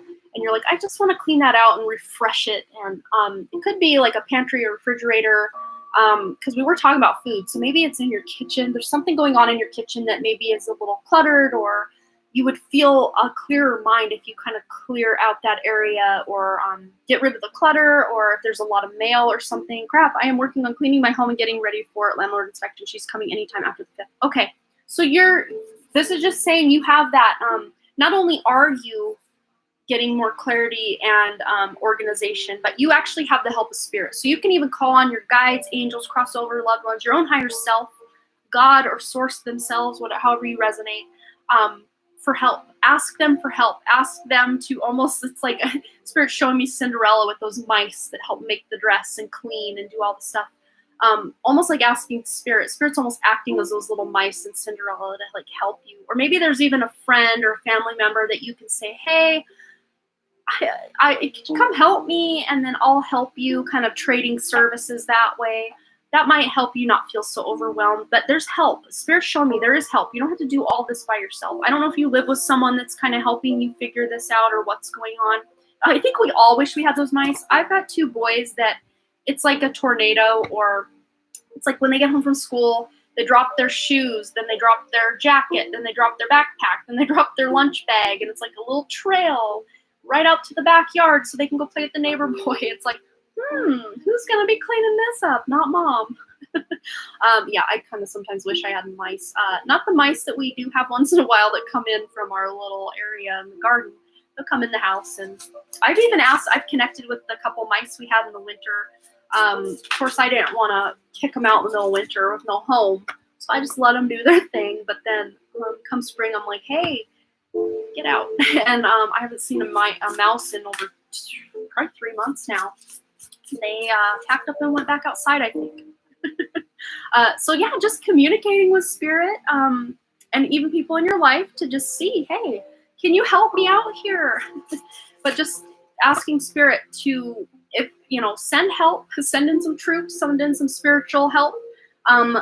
They will do that usually by giving you more willpower, more strength, more dedication to get it done.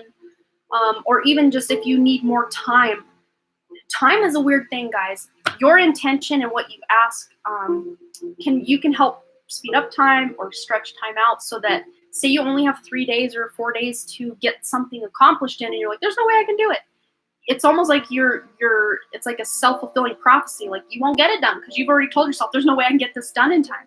But if you say, I have plenty of time to get this done and more, it's like setting that intention. Again, spirit will take that energy and help stretch that time out a little bit. Need the energy, and more time would help. So ask spirit. Spirit's like, ask us. You gotta ask us. We can't I always say intervade. We can't intervade or invade. Okay. Intervene or invade. Those are the 2 words I like to do this to and call it intervade. So weird. But yes, so asking spirit for help. Yes, Keisha, but we are done with cha-chas, and I can get right into your question. Keisha, if you go ahead and post that would be awesome, and we'll get right into your question. No worries at all. But yes, just asking spirit for help, and you can get everything done you need to. But even leaning into your spirituality, taking about 5 minutes, maybe 10 minutes to really meditate, go within, clear your energetic field. That'll give you more, I guess, gumption or energy to tackle the tasks at hand. Because a lot of times when we know we've got this big task in front of us, it's like it's like seeing the whole mountain rather than, okay, here's from now to the first summit or whatever. We just see that whole mountain like, yeah, I can't do it. I can't do it. There's no way. Or, think of it almost, spirit showing me a big chocolate cake, like that kid on Matilda had to eat that whole chocolate cake. But don't look at it like you have to eat the whole cake in one sitting. Think of it like, okay, I'm going to eat this piece of cake today. Tomorrow I'm going to eat this piece of cake. And I'm using the cake because my birthday was this week and we still have a lot of cake. So I got some cake to eat later. Very small piece because it's very rich cake. Red velvet. It's so good. So yes, taking it piece by piece and seeing, okay, this first couple hours of today, I'm going to tackle this area and then this area and then this area. And welcome to the new subscribers. I did see someone, I love that movie as a child. And well, I guess that movie came out when I was a freshman in high school. But as a child, I loved that book. And then when the movie came out, I'm like, yes, I loved Mara Wilson as Matilda. It was such a good movie. Danny DeVito, when he got the hat glued to his head, I died laughing. And then Rhea Perlman, his real life wife. Henry, we won the double bingo. Oh my God, I could quote that movie all day long. I love it. So I hope that helps, Cha-Cha, but you can do it. Call in some help. Call in the troops. Call in the reserves. They will help you. I didn't want to say Rhea Perlman's part like in full capacity because it would probably blow the speakers. She's like, we won. I can't do it. I don't want to scream in your ears, especially if you're wearing headphones. Yes, thank you, message. I needed to hear it. Help me get motivated. Thank you, and movie rocks. Yes, I love that movie. So fun. So Keisha posted her question. My birthday is this month. Would love a general read for the month. Well, happy early birthday, Keisha. That is so much fun. We're going to go to Spellcaster's Oracle, and we're also going to use the new music, what's it called again? Music Oracles. Isn't that such a beautiful box? Like, I just want to, like, make a whole shelf just shrine, like, dedicated to this gorgeous box on my shelf. It's so pretty. Love it. Probably one of the prettiest Oracle card boxes I own. My second favorite would probably be Threadbound Oracle, just because it looks like a book. It's so cool. All right. Let's figure out a general message for Keisha in the month of May. Birthday month for Keisha. Anything that needs to come out. We've got here good luck. So your solar return is kind of a good time of luck and starting something new. I don't know. Let's see. Because we're kind of in Vedic astrology, it's still in Aries, kind of going into Taurus. I'm not sure is Jupiter is in Aquarius. 1, 2, 3. No, it wouldn't quite be aspecting. Let's say Jupiter might be aspecting, but maybe you also have Jupiter aspecting your natal sun. Wow, I do actually. Yeah, my natal sun is in Aries per Vedic astrology, or Taurus per Western, and then Jupiter is in Libra in Vedic, so it's directly opposite. So you're getting this beautiful like download of good luck from Jupiter somehow in your month of May. Quiche, that rhymed. But Jupiter is bestowing many blessings upon you in the month of May, and also career. So I don't know if there's something going on with your career, wanting to shift careers, or maybe you're applying or deciding what you want to do. There are days I'm still kind of trying to decide what I want to be when I grow up, and I'm 39 years old. So take that as it resonates. But there's some, maybe even good luck coming to you in career if you've been down on your luck in career, or you've hated your job, or things just haven't been going your way in your career. There's a beautiful good luck message, especially surrounding your career or the things you spend a lot of your time doing. So like if you're in school or you spend a lot of time doing hobbies or something. Oh, you are moving to a different career this month. Well, then there you go. Perfectly resonates. I don't need to break down all the ways that could or couldn't resonate. You already know. You're already on it. Let's get another card for Keisha. Any messages coming through? Ooh, we've got Prince popping in. The artist formerly known as Prince. We got here, do what you damn well, but always do it the utmost. Let me reread that. Do what you damn well like. Oh, there was the word I missed. Do what you damn well like, but always do it to the utmost. So do what you want and do it like guns blazing or full throttle. And never lose touch with your colorful side. So I don't know if this has to, I mean, look how colorful these, especially these two cards are. I don't know if you're trying to implement more colored patterns, because normally this is what you see on my channel, me in a black t-shirt, whatever. So I've recently instated some more color with pink, and now, you know, more colorful, pretty patterns. So that might be something you're doing this month as well, just wanting to make your life more colorful. Maybe you're painting a wall in your house a bright, vibrant color, or a piece of furniture, or getting a pillow that's real bright and vibrant, something like that. You're just wanting to make your life more colorful, both literally and figuratively. But also says your dream home lies outside of time. Ooh, that's something you might want to meditate on. What does that mean to you? Your dream home lies outside of time. So, you know, you could take that literally, like the dream home that you dream of, it like lies outside of time. Like maybe it doesn't quite exist in this time, but you thinking about it manifests it. Maybe you're the one building it. Or you could take it the other way, your dream home, where you go when you dream, it lies outside of time. That astral realm is kind of a weird thing. Like time doesn't really exist there. Or you could take it even more literally, like your dream home, like meaning like where we really are in our real waking, even though it says dream, I'm interpreting this as like our soul aspect, you know, it lies outside of time. So tapping into your own higher self it's like you can bend time. Like I was saying earlier, time is kind of an illusion, even though we really are strictly or rigidly stuck to a timeline or linear timeline, I should say, in the third dimension. But once you start, leveling up consciously to a more fifth dimensional vibration, fourth dimension, they say, is time, or even the astral realm. You can kind of get varied opinions on that, but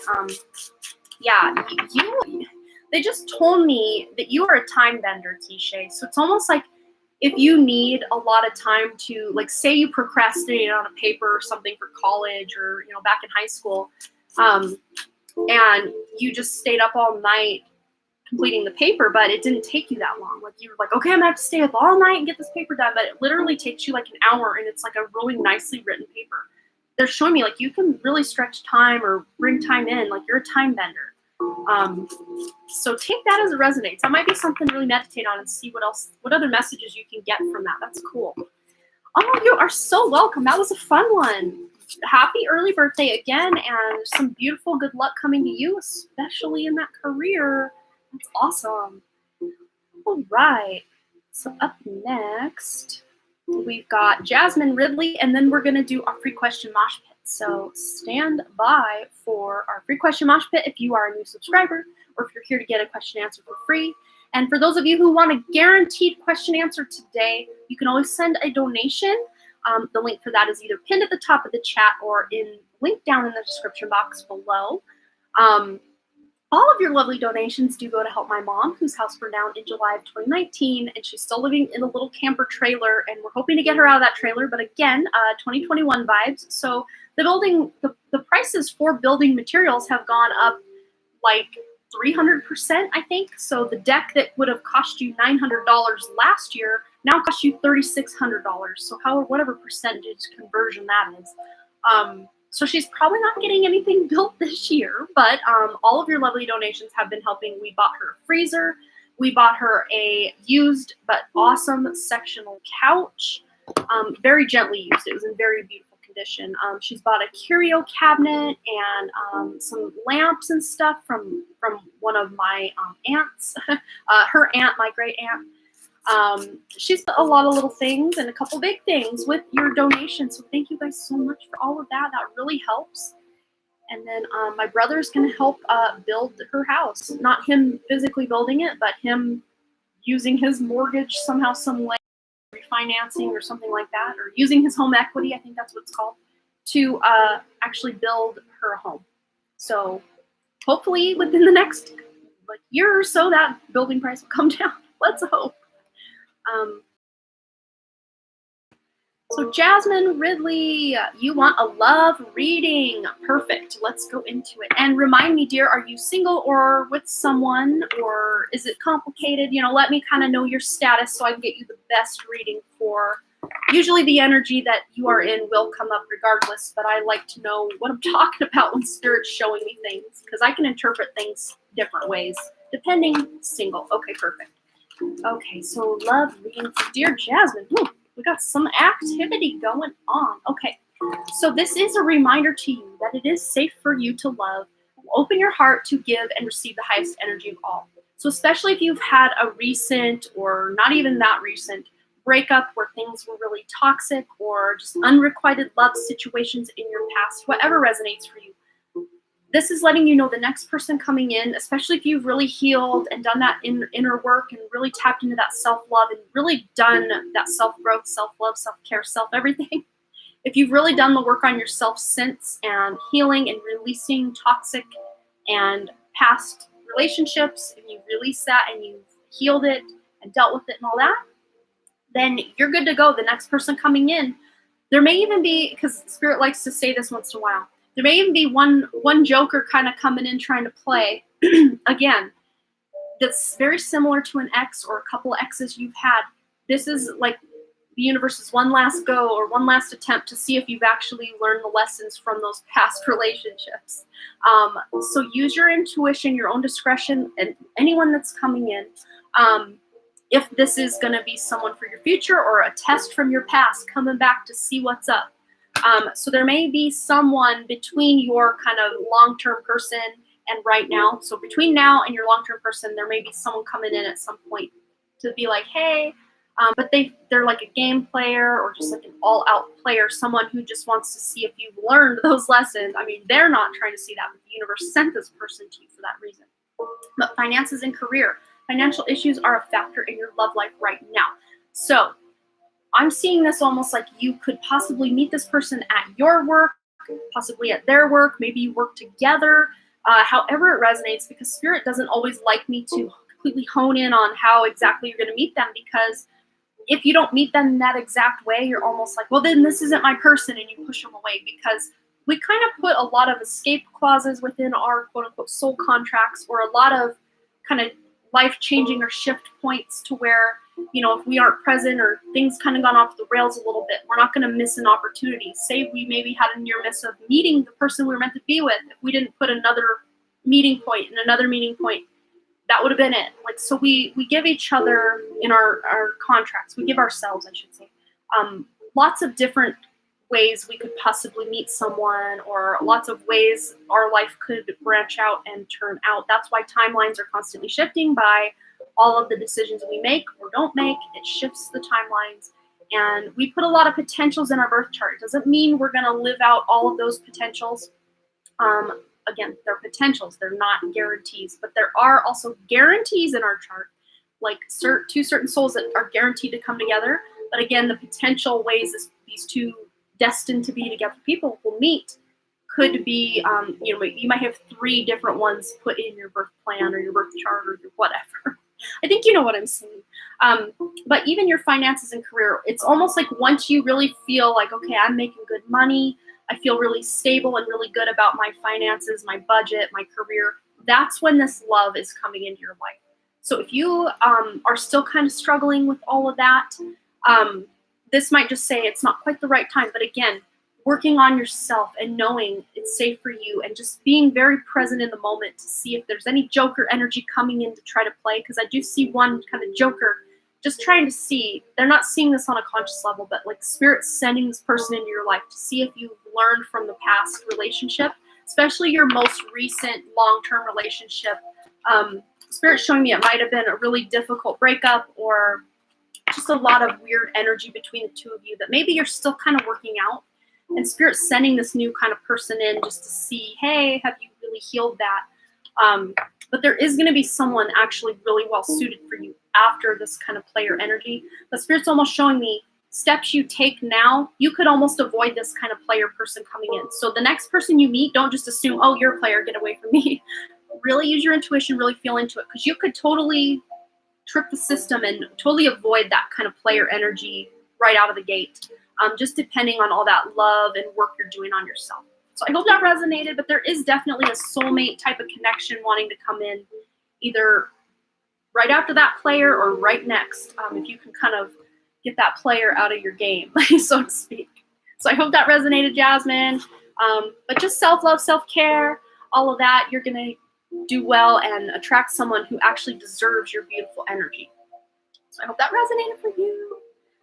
All right, so up now, we're going to have our free question mosh pit. So if you are hoping to have your question answered for free question mosh pit time. Go ahead and post your question one time in the chat. There are only 10 of us here right now, at least, unless YouTube's lying to me. Sometimes they lie about the number that are here.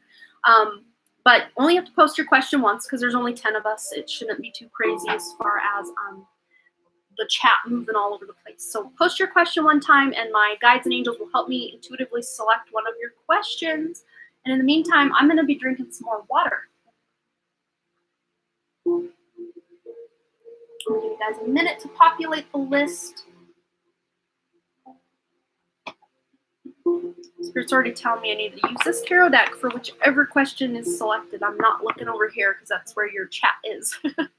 So I'm going to just let Spirit direct me, because if I read the chat, it's almost like my ego can get involved. So I try not to do that. I'm going to let you guys populate my list, and then I'll just kind of scroll around and see what happens.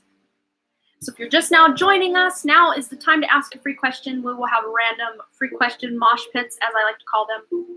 And my guides will help me intuitively select one of your questions for free. So I'm going to give you about 20 more seconds to get your question in. Only one time. There's only, oh, now 16 people, 15 people. So only post your question one time, and that should be enough that you will be able to be seen.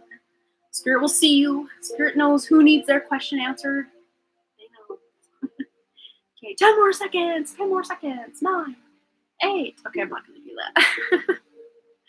Give you guys a moment to get your questions out. All right. Okay.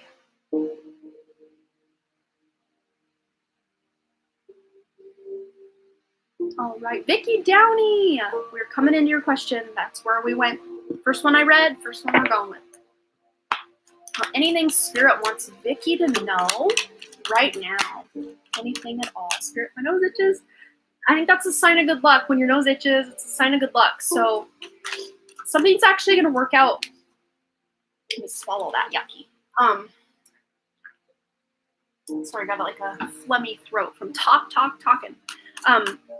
But something that you thought maybe wouldn't work out very well is actually going to work out way better than you thought. That's what I'm already hearing. That kind of good luck, nose itching kind of vibe. Something that you were kind of dreading or not really looking forward to is actually going to be really fun or really beneficial. Something like that. Like that's the vibe I'm getting for you, Vicky. Anything else Spirit would like you to know right now? Yeah, 8 of Swords in the Hierophant. So this is you really kind of like, oh, this isn't going to go well. Trying to kick that kind of mentality or judging something already, like kind of judging a book by its cover or like, oh, I have to do this again. Oh, last time I did that, it sucked. I had to do all these things. Just trying to go into something without negative expectations is really what I'm seeing. Changing your belief system, kind of removing the blindfold and freeing yourself from the kind of mental, chatter of the ego saying, oh yeah, this isn't fun. That person's not good. Whatever the case may be. Kind of freeing yourself from that mental cage or prison. But it is something very abundant or very good luck because, the chicken will lay an egg. And to me, that's a sign of abundance or good luck in some way. And then also here we have the Hierophant, which, is that traditional kind of person, a Taurus energy. And of course, we are in Western Taurus season currently, and per Vedic astrology about mid-May, I think it will turn over to Taurus season. So whichever one of those forms of astrology you follow, kind of use that as your guidepost, I guess. Whatever resonates for you. But if you don't really follow astrology, then just whatever. But Hierophant, this is all about that, wanting to set up something in a more traditional way. So having a more traditional way of going about something, but again, kind of trying to stay out of the negative thoughts about, oh, this won't work out. Oh, last time this happened, blah, blah, blah, blah, blah. How we all do that. We all do that. So trying to keep a free, like an open mind about something. And this feels like something like, I don't know, like having to do your taxes or maybe fill out paperwork for something, like something kind of mundane and like, I don't want to have to deal with this. That's what this feels like, but it's something good luck, something really good is coming from this. So kind of trying to stay out of this yucky mindset will really help you feel in charge and excited about whatever this thing is. Kind of take it as it resonates. It could be you signing a contract to buy something or needing to take out a loan for something or something tax related or paperwork at work. I mean, on something that's kind of what Spirit's showing me. Okay, and we also have another donation coming in from, I won't say your whole name. Let us know who you are here in the chat. Rashera, if I'm saying that right. Whoever you are here in the chat, if you can let us know, and we will get you on the list. Thank you so much for your donation. We will get you on our list, Rashera, or whoever you are in the chat here. Thank you so much. So I hope that resonates with you, Vicky. Thank you so much, Amanda. Lovely message. You are so welcome. Absolutely. All right. So we had Jasmine Ridley last donation question. I can't remember who was right after that. Oh, it was Charlotte Lake. My dear Charlotte, you are next. And then Jamie Lee. And then we got Michelle Lynn and Michelle Lynn, yes or no. And then whoever dear Rashera is. Oh, Maria, are you Rashera? I have Michelle Lynn, and then Rashera. Those are the last 3 donations I received. 2 of them were 40 minutes ago, and then Rashera's was about a minute ago.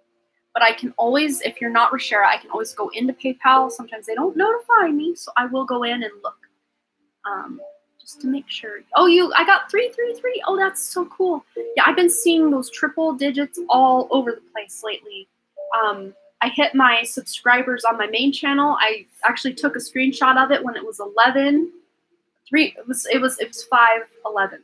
11,111 subscribers, and now we're like well on our way to 12,000 at this point. I'm like, how is this going so fast? Like, I went from 10,000 to almost 12,000 like in days. I'm like, how is this speeding up so quickly? Where I went like over 10 months to get my first 1,000 subscribers on that channel, and then a couple months to get the second 1,000, and you know what I'm saying. But like, it's just been like a week, and I hit 10,000 like on the 19th of April. So I mean, it's been more than a week, but you know what I'm saying. That's pretty quick. I'm like, holy cow. Yeah. Oh, it is you. Oh, cool. Thank you so much, Rashera. And am I saying your name right? You can correct me if I'm wrong. I always would rather you correct me and I actually call you by the right name. We will get you on the list. Thank you so much. And Maria Wood, let me just go into my donation here just to see, because I'm not seeing it pop up. But I can't remember who I called out that we were doing next. Oh yeah, it was Charlotte. You just see that Charlotte hasn't posted her question, so it doesn't get lost in the shuffle here. And we will have at least one more, possibly 2 more free question mosh pits coming up before I'm done today. Charlotte Lake, my question is general from Spirit. Anything I can expect for the month, please? Thank you. Yes, we will get right into that. I just want to make sure I don't see, or that I do see, the other donation. Let me refresh it here. Okay. No, we got Michelle Lynn, and then Rashera. So I don't see your donation quite yet. So maybe just double check that it went through, Maria. And then if it does, it usually will kind of pop up as a notification. But if not, we will look into why it's not coming up. So just double check your donation that it did go through, or what's going on. Sometimes it's delayed a minute or two, so that could be what's going on. All right.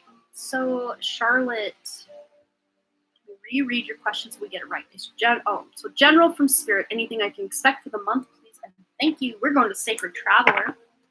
Charlotte. Anything from Spirit expect for the month for Charlotte Lake? Okay. We have here narrow pathway. Tread thoughtfully. So when this card comes out, I don't know if you can see it, but look at all the missing slats of that bridge. It's a very precarious, like you really got to be mindful of the next step you take so you don't misstep and go right through the floor and go, ah. So tread thoughtfully. Be very careful with certain, this to me feels like an action you're going to take with like a relationship. Someone in your life that maybe instead of responding out of hurt, they may say something to you that's kind of like, you need to feel like you need to defend yourself. But instead of yelling at them or calling them a name or just reacting instantly, it's almost like Spirit saying, take a moment to just really, like, are they, and now I'm getting major chills. This is someone who means a lot to you. There's maybe a miscommunication or something going on to where you don't want to say something you don't mean because it could break the relationship. Probably not for good, but like it could put a nice little controversy in the relationship. So even if this person says something that really offends you, it's almost like taking a moment to be like, why did they say that? And maybe even communicating, why did you say that? Not coming at them like as an attack, but just kind of going like, trying to just get their perspective on why do you feel that way? Why do you think I would do something like that? Whatever resonates. But I almost feel like you could totally avoid this just by really communicating what you want, what you expect, not putting assumptions on other people, stuff like that. Like just really being very mindful, being very present in the moment, especially when you're communicating with other people or corresponding in some way. Happened recently, I had to breathe, haha. Yeah, so especially when you come back together with this person or when you are talking to them or whatever, just choose your words carefully. Try not to judge or attack them for what they said or didn't say, or what they did or what they didn't do. And speaking of all that, this would be a good deck to get into for words of advice about this relationship, where you have to step back and just kind of take a breath. Word of advice for Charlotte.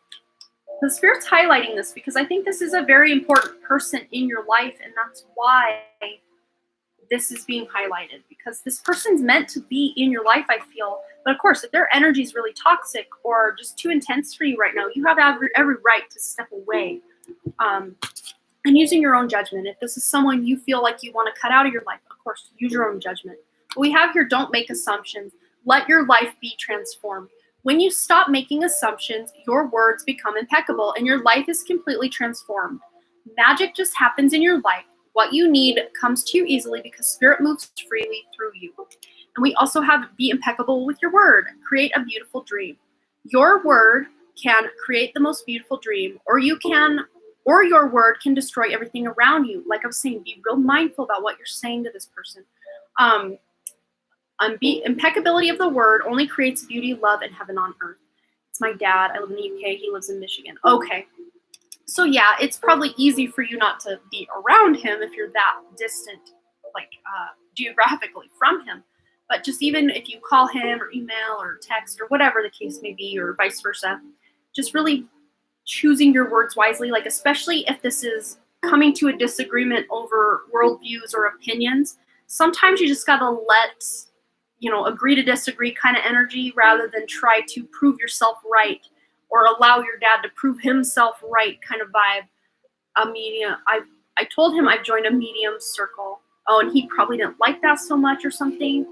Because I kind of get this agree to disagree. Like, he's never going to agree exactly with what you've done, which doesn't make you wrong at all. It's just his mindset might be very narrow to where he doesn't agree with things you're doing or involved in, and that's perfectly okay. But don't feel you need to shift who you are to try to please him either. You need to be true to yourself. Be respectful of his opinion, but don't take his opinion on as something you like a cross to bear kind of vibe. Kind of agree to disagree. I love you, Dad. Thank you for letting me know your opinion, but this is my life and this is what I'm doing. And just communicating to him.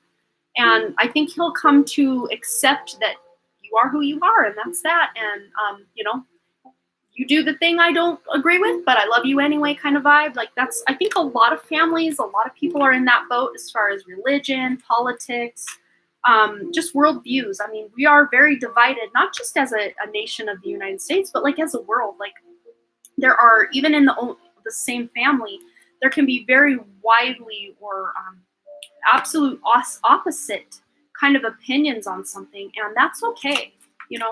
The Four Agreements, that's the deck I'm using here. That might be a good book. That might be a good word of advice. It's called The Four Agreements by Don Miguel Ruiz. And you can even find the audiobook version here on YouTube. I guess there's a lot of ads on it, but it is free. So if you want to check that out for free, just listen to it. It really does help put your perspective and mindset back in bringing that power back to yourself without making everyone else wrong. You know what I mean? That might be a good book to listen to or to check out from your library or whatever, to really help you feel more in control and in power of your own life, and kind of that agree to disagree. We don't all have to see the world the same way to get along. We don't. All right, I hope that resonated for you, Charlotte, and brought you some clarity or guidance surrounding the situation with your dad. I hope everything works out. It's not fun to be at odds with family, especially we're friends, people that mean a lot to us. Okay, so Jamie Lee, and then Michelle Lynn, and Michelle Lynn, yes or no, and then Rashera, and then Maria Wood.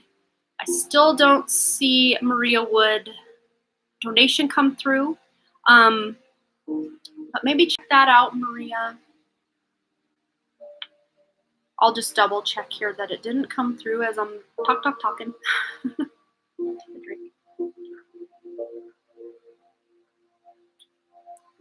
Yeah, I don't see it still.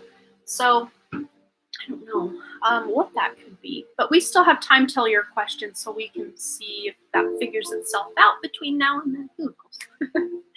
Thanks, Maria. Okay. Thank you. It was a little disagreement because I thought he mocked me. I was doing some shadow work on it. It jumped. Oh, I was doing some shadow work on it yesterday. Cool. So it sounds to me like you already have a pretty good handle on this, and Spirit was maybe just validating that you're on the right track and you're doing the thing. You're doing good. So awesome job.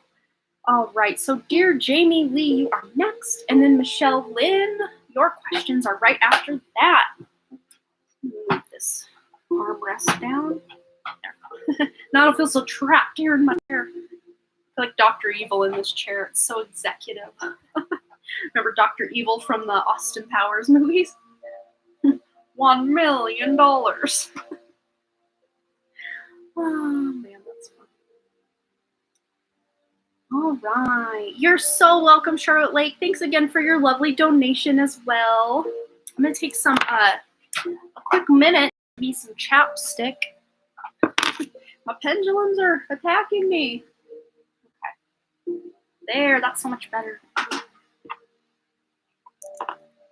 Yeah, what I keep my pendulums on, this is kind of their little charging station. It's just a clear quartz crystal. I'm running out of room now. I don't even have room for my little spiky Merkaba. But when I got it, it was broken already. I'll show you if it's back here. Yeah, it is. Dr. Lupo has one like this, and I thought, oh, because my best friend John, who passed away, he likes to hop in on Dr. Lupo's Merkaba. So I thought, oh, I'll order one for me, and I'll channel John on that. I can't. I haven't tried channeling anyone else on it, but I just can't channel John. I don't know if it's because one little piece of it, see right here, is broken off. The little piece was broken off.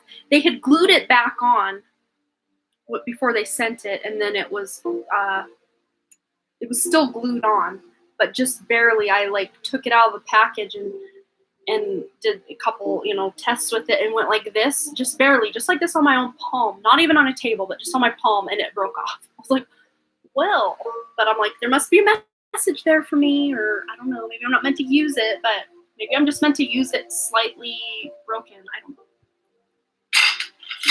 Sorry for the noise. All right, Jamie Lee. Is Jamie Lee here? I don't see her question anywhere. Maybe I've missed it because I'm just talking. Okay. Oh, Jimmy's here. Hello, Jimmy. We will have another opportunity coming up real soon for our free question mosh pit. So hold your free questions for just a moment. We're working our way through a couple more donations before we take another free question. We just took a free question not that long ago. Hello, Jimmy. Good to see you. How are you doing? It's been a minute since I've seen you. How's you now going? I don't know that I've seen you on there in a while, like in the last couple of days or week or so. Are you still going on over there, or am I just missing you? Are you coming on at different times that I'm missing you? I don't know. I always, if you're ever on and I have a free spin, I always will, of course, spend it on you first. But a lot of times, either there's no one I'm subscribed to that's on, or what. I don't know. Jamie Lee. I'm not sure if she is still here. Maybe we will move on to Michelle Lynn. And then, of course, if Jamie Lee comes back, she'll let us know. I think we kind of had issues last time Jamie Lee donated. She fell asleep. So it might be late where she's at in the world. I think she's somewhere overseas from where I'm at in the U.S. So she may have had to go. But again, just like we did last time, we will carry it over to the next live, and she will start the show out if she's there and wants to do that. So Michelle Lynn, go ahead and post your question and then your yes or no question. And then Rashera, you are after Michelle Lynn, unless Jamie Lee decides to pop back in and grace us with her beautiful presence. We will always honor her next. So even if you're on the list, if you do have to go, or you have to run an errand, or you're like, I'm so tired, can we hold my question over for the next live? Or can you timestamp it for me? We can always accommodate what you need. I'm not such a big channel that the chat is going like 100 miles an hour and we get lost in the shuffle. Thank goodness. I don't know if I could handle that. I would probably just have to, at that point, bring all my live streams over to Patreon or something and just do like a monthly Patreon member free readings for everyone who's a member kind of thing. I think there could be technical issues with PayPal. Oh no. Yeah, it's frustrating when you want something to work and then it won't work. But maybe it's just Spirit's way of saying now's not the right time. I don't know. But maybe just look at it, see if there's a way you can log out and then log back in and try again. Or you can take your chances in the free question Mosh Pit, Maria. Maybe that would help. We will have one of those coming back up very soon. So Michelle Lynn. And then Jamie Lee, if you're hearing me, we can accommodate you whenever you get back. I'm excited for this month. Can I get a general on what to expect, advice, or something to look forward to? I'm praying that new job and curious what it could be. Okay, so let's just see whatever Spirit wants to divulge for you today, Michelle Lynn, for the month of May. Because we did tap into this month of May, I think even as far back as February for you, and it looked like a really exciting time, like really good times coming up. Oh, it's your first time catching the live. Well, welcome, Helen. Good to have you here. I recognize your name from my comment section. Yes, we have a good time over here. All right, what do we got here for Michelle Lynn? Wow, yeah, I would say this is going to be not just really magical time as far as abundance, possibly new job, but pleasure. Like, this is going to be a fun time. A very fun time for you as well. We've got the number 18, which adds up to a 9. So you will be closing out something that has been unpleasurable. Possibly this job, right? Am I right? Let's get a fingers crossed and a please, please, please, Spirit, let's get Michelle out of this toxic work environment, literally and probably figuratively as well. But you're closing out something that was unpleasurable and bringing on something that's going to bring you a lot of, look how free she looks. It's almost like that big weight has been lifted off her shoulders and she's just like, I'm free. I'm free. Like, that's the vibe I'm getting. And we have these 2 butterflies here, which is all about transformation. So you definitely are making some big changes.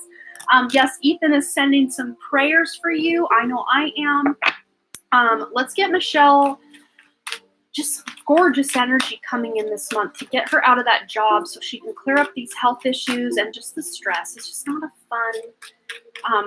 fun energy to be in when you're in a toxic work environment. And then I saw this. It's funny because before I shuffled, I saw this on the back and I'm like, I should probably grab that one. And then my hands just shuffled before. So I'm glad it came out. Surrender. Number 26, which is about taking action, but which is kind of flies in the face of surrender, because surrender is just surrender. There's no action involved but the surrender. But I'm seeing this as almost like a 2-part series here. So it's like you surrender. Yes, I'm at this toxic job right now. Releasing that rock in the middle of the river and just flowing with it. And then again, we've talked about this, and I think you've probably been doing this, but just focusing on the good parts of the job, trying to manifest something better. But surrendering to what is, that's not that fatalistic surrender, like I give up, this is my life, but surrendering to the moment, okay, I'm still at this job, and surrendering to it, but taking action, applying for other places, and daydreaming about this better job, better suited for you. Keeping that real positive mindset is also still going to be very important. They're telling me to get a music oracle, so we're going to listen to Spirit here and get you a music oracle. All right, we've got James Brown. Isn't he a cutie? I just love that. I love his energy. We've got James Brown. Knock 'em dead, then leave. I love that. Look at that first line. Knock 'em dead, then leave. You are leaving this job. I'm getting major chills now. You are leaving this job by the end of May. Just keep that intention in your heart, because again, timelines can be like that rubber band. You've heard me say that a million times. Just keep that most positive mindset, keep that high vibe, and you will be out of this job by the end of May. Not to say to beat yourself up by the end of May if this hasn't happened and you've done your work and you've tried to be positive. Don't beat yourself up. But they're trying to bring it to ASAP, like big cap letters. ASAP is really what I'm seeing. I had a reading that I would hear about a job opportunity from a friend. Yes, I remember. Yes, don't quit moving until it's payback time. Ooh, look at how cryptic that got. Don't quit moving till it's payback time. To me, it's very job related. When you're ready to get on up, it's time to get down. This is all about shifting the energy, shifting the focus, shifting the vibration, kind of knock them dead, then leave. So that to me also knock them dead is like do your best, like really wow them, really knock their socks off kind of vibe, like really just put your best foot forward and really shine that light bright and then leave. Take that light where it would be appreciated better and just nurtured much better. So this isn't to say totally just mail it in and not do a good job at work. This is almost saying like the month of May is going to be your most productive month of work at this job all year. You're probably going to even be enjoying being at work, which sounds really weird and kind of weird. Don't appreciate you. You feel taken advantage of. So it's almost like you're just killing them with kindness. Like, see that big smile? You show up every day looking just like James Brown. Like, I'm here to work and I'm going to work so hard I knock its teeth out. Like, I'm going to hit my work so hard and knock its teeth out like a boxer. Like, I'm here for it.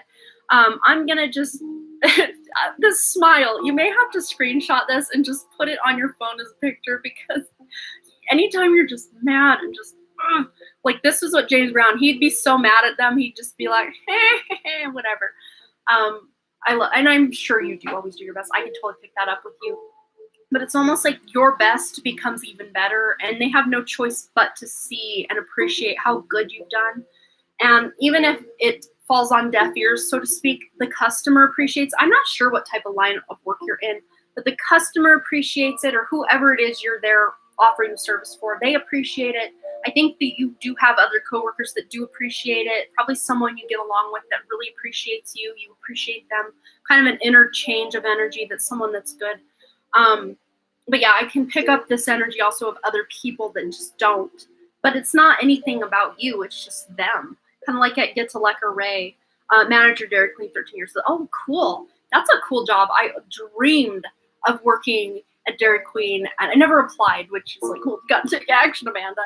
I worked at McDonald's instead because I heard it was much easier to get a job, and it's like you had to be like in with the owner to get the job at the local Dairy Queen where I was at, I think. But again, that was all hearsay. I never went to the manager and was like, hey, I would like to apply for a job. But again, taking power back since you were 16. Yeah, so you've been there a long time. That's awesome. But that really does show your dedication. Even if these other players don't appreciate it, your dedication is there, and that's all you need to know. You and James Brown have a secret. You're dedicated. You're awesome. You work hard. Who cares if no one else appreciates it? James Brown appreciates you, Michelle. Look at that. He appreciates you. I appreciate you. I'm sure Ethan appreciates you, and others here appreciate you. You're onto something better, though. But just that major experience that you gained working there as a manager and then being there for 13 years, like that shows dedication. Someone reads that on a resume. They're like, she's not just going to jump ship and abandon us when the going gets tough. And, you know, oh, you have to step out soon. No worries. We've got it covered. Thank you so much, Ethan. Always a pleasure to have you here, and thanks for hanging out with us. But yeah, I really do see you being able to leave this month because you've really put in the work. I'm seeing that over and over again. We've been seeing this for months. You just don't. It's like and of course, you know you deserve better, but it's almost like there might still be some kind of belief systems thinking, oh, I've only ever worked at this place. What if I wouldn't be good at another place? What if, you know, especially if it's something different than food service, like, you know, that can be kind of scary for, even if it's a good change, it's kind of a scary thing. So maybe really doing some meditation and examining if maybe there's some unconscious fears surrounding leaving. Because yeah, even though it's toxic and you're not appreciated and ta-da-ta-da-ta, it's what you know. So it's still comfortable until it's not, you know what I mean? And then you're wanting to go out and do something else. But let's just tap into that energy of maybe anything unconscious that's going on. Oh, wow. Look, so we've got, it's time to release negativity. So I think I was really zoning in on exactly what this came out to clarify. Yeah, I'm on the right track with that. So full moon in Scorpio, and maybe even wherever the house of Scorpio is in your chart. If you know off the top, if you let me know, I can really dive into that for you. But if you want some extra homework to look it up, wherever Scorpio is in your chart, there's either one of your natal planets there or a current transit that's going on, because this is that Pluto energy. This is that Mars energy of Vedic astrology. Scorpio is that house of transformation, death, and rebirth in a good way. Like you're leaving the old behind, knock them dead, and then leave. Like that, you're leaving it. Kiara King, thanks for subscribing. We are going to have our next 3-question mosh pit coming up very soon. So if you want to ask your question here shortly, I will let you all know. Pluto and second house. Ooh, cool, cool, cool. So yeah, there you go. Second house, and you do have Pluto in Scorpio. Is that what you're saying? So yeah, that's very transformational. So you already are someone who is meant to go through some pretty big major transitions in life to really kind of rebirth yourself into a better, higher, more, not like, oh, you're not good as who you are now, but like you're just leveling yourself up so much that it shows to other people, and it really does serve as an inspiration. Yeah, second house especially, because the sign of K2 or the South Node is currently in Scorpio in Vedic astrology, and I think it's in Libra in Western astrology. No. That goes backwards. So it would be still in Sagittarius in Western astrology. So Sagittarius is that third house of communication, of long distance travel, kind of working with your hands, which is probably what you do a lot at work as well. So there is this energy of transformation in that house, but when this goes into the second house, if you do follow Western astrology, it will go into Scorpio very soon. Major transformation in the way you earn money, because that is your second house, the way you earn money. Also pairing that up with 11th house as well. 6th house is your day-to-day work routines. Kind of putting it all together in a soup and stirring it together. It's not just one house, one planet that's going to tell you everything about your life, but it kind of gives us some hints about it. So yeah, releasing those kind of subconscious belief systems, maybe tapping into a meditation where you're just trying to figure out what is it that's holding me back, that's my own doing or my own belief system, and really tapping into that energy to find out what's going on there. That'll help you. But yes, how do you get a free reading? I'm going to be calling out for what's called my free question mosh pit coming up very shortly here. We have a couple more donations that I want to get to. Then we'll have a free question mosh pit. Then we'll do a couple more donations and then another free question mosh pit. And how that works is, of course, this is an example. We're not doing it quite yet. I will just say free question mosh pit, and you will post your question one time in the chat. There's only 10 people here currently, so if you post your question one time, it's not going to scroll up like a million miles an hour or anything. There's only 10 of us here. So it should be right there, and I'll give everyone time to get their question in. And then my guides and angels will help me kind of zone in on one person's question. Like I intuitively select it. I don't even read the list. I just, whoever I see, wherever spirit directs me, that's the question I select. So that's how that works. But that will be coming up very, very soon. Jamie Lee, my dear, are you here? Otherwise, we will move on to Michelle Lynn's second question, her yes or no. So Michelle Lynn, go ahead and post your question. I'm not seeing Jamie Lee, but Jamie Lee, if you're out there, maybe she fell asleep again.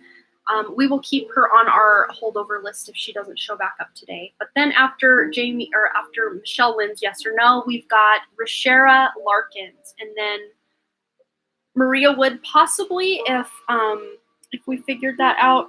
Maybe you're just meant to do the free question mosh pit, which, if that's the end of our donations, we can do a couple of those before I split today. Otherwise, if you want a guaranteed reading, you can. I did not receive it, so I could log back in just to see. It's not showing up as anything that has come through on my end anyway. Love you, Ethan. Have a beautiful day, and thanks again for your help. So hopefully, Ethan, tomorrow, if you're here during my Sunday show, I want to put you on the list for a question just for all your hard work and help for me today. I want to do that for you. So unless you have time to do it now, or after Michelle Lynn and the other donations, but we can put you and Jamie Lee for tomorrow if Jamie Lee doesn't come back. Or just at a future live, whenever you come back. We'll play it by ear. So I want to do that for you as a thank you. Yeah, Rashera is here's one coming in from Helen. Thank you so much, Helen. We will get you on the list for a yes or no or one card. Thank you so much. And then, yeah, I'm not seeing, because Helen just came through. Let me just double check here. What's going on? Go into the view activity. It'll break down everything that's come through. There we got Jamie Lee, Michelle Lynn, Rashera, and then Helen. I'm not seeing your name on here. Maria doesn't seem to be working. But you know what? Let's see, maybe we can take your chances in that free question Mosh Pit and get you a question answered today, hopefully. Love you all. Yes, we love you too, Ethan. And yeah, whenever you come back, we'll just play it by ear. So if you come back, if you're on tomorrow, we'll take care of you then. Otherwise, Wednesday, it'll be, I don't know if you have school like during the day. It'll be during the day again. That was kind of my new normal Wednesday during the day because the kids have baseball 4 nights a week in the evenings. And I just can't do my Woo Woo Wednesday on Wednesday nights because we've got baseball now. So we're going to do Woo Woo Wednesday, 10 a.m. Mountain Time. Be there. It's fun. All right. 10 a.m. Mountain Time. Yeah, that would be noon Eastern and 9 a.m. Pacific and 11 Central. Those are the only ones that I know off the top of my head just by doing my own conversion. So if you're overseas or somewhere else, yeah, it'll happen. And then, oh, and then Helen donated again. So you can either do 2 yes/no questions or 1 card questions, or you can combine that for just a full read. Either way you want, Helen, we will do it whichever way. Okay, so Jamie Lee, I'm not seeing that you're here. Michelle Lynn, yes, no. Is the guy I'm thinking of okay person to hang out with? Became friends 4 years ago, but he is interested in me and is with someone. Ooh. Okay, scandalous. Trying to stay friends but keep boundaries. Yeah, that makes a lot of sense. Yeah, because nobody wants, like, on a conscious level, no one wants to be that other woman or other guy in the relationship. To have that person's energy split between you and the person they're actually with. Like, that's, I think most people, not all, but most people just don't want to even be in that vibe. And I don't blame you. I wouldn't want to be in that myself. So let's see what's going on with that. Is the guy you're thinking of an okay person to hang out with? Just kind of on a more friend level. And we're going to go into the love and relationship affirmators. These don't always have to pertain to just romantic relationships, although this does kind of have a romantic connotation to it. I think this would be perfect to tap into this energy. Michelle's question, is this person she's thinking of a good person to hang out with? Because he's involved, he's interested, but involved with someone else. Okay.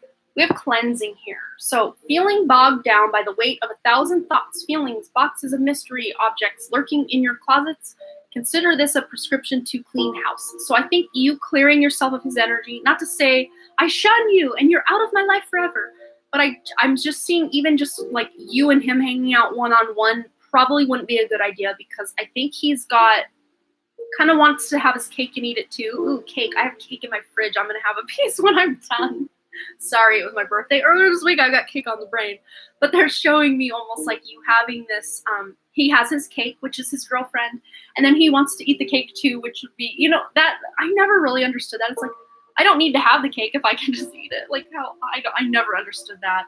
Maybe someone has deeper insight into that analogy than I do, but it's like he wants, it's like that kind of, why buy the milk when you can get the cow for free, but except there's 2 cows. Like, I'm not calling you a cow, Michelle, I swear. This just went from bad to worse. I think you know what I'm saying. He's got someone, but yet he's got feelings for you. So you can pick up on that energy, but yet he's not fully available and you just don't want to go down that road, but he still can't turn that part of himself off. So if you're hanging out with like a group of friends, like mutual friends and stuff, I think that would be cool. But as far as you and him just hanging out, driving around, meeting somewhere one-on-one, that probably wouldn't be the best idea. But I'll just finish reading this. Consider this a prescription to clean house. Oh, got itching going on. I think you even hanging out with him would be not the best luck as far as you putting that vibe out there for a future person. It's almost like maybe you would come across your future person while you're hanging out with him, and that future person maybe would walk by and just assume you were with him. I don't know. But I just feel like his energy isn't the best for you. Not that he's not a good person. I don't think that's the case, because when we are in a certain way, we feel what we feel. We can't help how we feel. So even if he's already with someone, he can't help that he has feelings for you. Like he's not doing that on purpose. So you can't begrudge him for being in that energy right now. But I think it's just best to kind of, I'll finish reading this, but just to kind of keep your energy more sacred to you and someone who actually could have the potential long-term to date. You know what I mean? Physically, literally, figuratively, and anything else that applies adverbally, it's hard to make room for new connections and experiences when every bit of your emotional space is cluttered by psychic bric-a-brac. So just being in his energy almost would confuse, like if you even were hanging out in a group, but even worse if it was just you and him one-on-one and maybe you met a future potential partner. It's almost like his energy, it's almost like that dominant or alpha male, like he almost has marked you as his territory, but kind of more on an unconscious level. This is just getting weird. I apologize, Michelle. Spirit does funny things to me. But I think you know what I mean. So enjoy a major guilt-free flush out, and not to worry. You can always find new psychic bric-a-brac in the metaphorical clutter section of Craigslist. I think that's cute. But of course, is this the person you work with? Is that what you said? Or is this someone you have worked with or do work with? I don't remember what you said. No, I didn't mention anything about work. But there's just someone that's interested. Yeah, again, it's kind of a weird kind of vibe, a weird line. If you do work with him, okay, at work, the Spirit's showing me at work. Of course, hanging out with him at work with other coworkers, like you can't avoid that. If he's on shift, when you're on shift, that's just what's happening. So of course, if you're around him at that point, there's nothing you can do but just grin and bear it, I guess. Or if you want to protect your energy from him, you can do that as well. Grounding crystals, protection stones, if you want to do that. If you just want to kind of consider yourself separate from him, it's almost like he will subconsciously get the memo that, okay, she's off limits, even at work, joking around. Maybe I just keep to myself, she'll keep to herself. And it's not like he's consciously thinking, it's a subconscious thing to almost where he'll be busy on another part of the work floor than you, kind of thing. If you set those boundaries and intentions, it's like he'll subconsciously pick up on that, because I don't think he's purposely trying to make you a side chick or anything. I don't think he's that diabolical. I don't. He does not seem like a bad guy. It's just probably not the best energy for you as far as him being in a relationship with someone. You know what I mean? Just kind of a weird line to cross, I guess. But yeah, I think just hanging out at work is fine. But if it was just you and him one-on-one hanging out outside of work, that's where things kind of get weird. And you would probably be able to avoid that. Yeah, he is a good guy. I can totally pick that up. And again, like I said, we can't help who we like. I mean, it's not like we're purposely wanting to like someone. And I think we've all kind of had at least a celebrity crush or something while we were with someone, but it's almost like we know it's so unattainable, it doesn't matter. It's like, oh, who's your cheat person? Like a celebrity crush or something, But when you're with someone and then you get a crush on someone else, that's kind of a weird territory. It's like, I'm not purposely trying to like you, but I'm with someone. You can't really help that. My heart does kind of go out to him. You can't help that. But yeah. Thank you. That's what I was feeling. Yeah. You're really intuitive, Michelle. So just really feel into that intuition. And if it feels like he's crossing boundaries at work, flirting a little more than he should, maybe just let him know. Hey, I appreciate that you maybe like me or whatever, but this can't happen. And I think he would definitely respect any boundaries you put up, either verbally or just kind of energetically, that he maybe is more subconsciously picking up on. I think you can figure it out. You'll be good. All right. He says he could potentially leave her, but I don't believe him and I'm not interested. Okay. Yeah, especially if you're not interested. I don't know if you can wear a crystal bracelet or something, or even just keeping those grounding stones in your pocket, like your work pants or something, or an apron. That'll kind of make his interest start to go away, because you're kind of almost making yourself I guess romantically invisible to him in a way. Maybe doing some research on some stones to see. Yeah, hematite is definitely a good one to carry if you want to bounce their energy back to them and nope. Energy back from whence it came, don't want it, don't need it, that's a perfect, so you're already good there. But maybe cleansing that hematite very frequently will be the ticket, especially if you carry it around all the time and don't cleanse it. It's probably full. And a lot of grounding stones, really any, not all stones, but certain stones, I do think hematite is one where once it's kind of fully negativized or encapsulated all the negativity it can take, it's almost like it starts kind of wreaking havoc in your life a little bit, letting that negativity seep out and actually affect you. I know obsidian works that way. but don't quote me on the hematite. Maybe do some research about that. But cleansing it regularly, you know, putting it in the smoke of sage. I wouldn't recommend washing hematite in like full on immersed in water because it's got metals in it or something. But like sea salt, putting it in sea salt for a couple hours, leaving it out in moonlight, sunlight.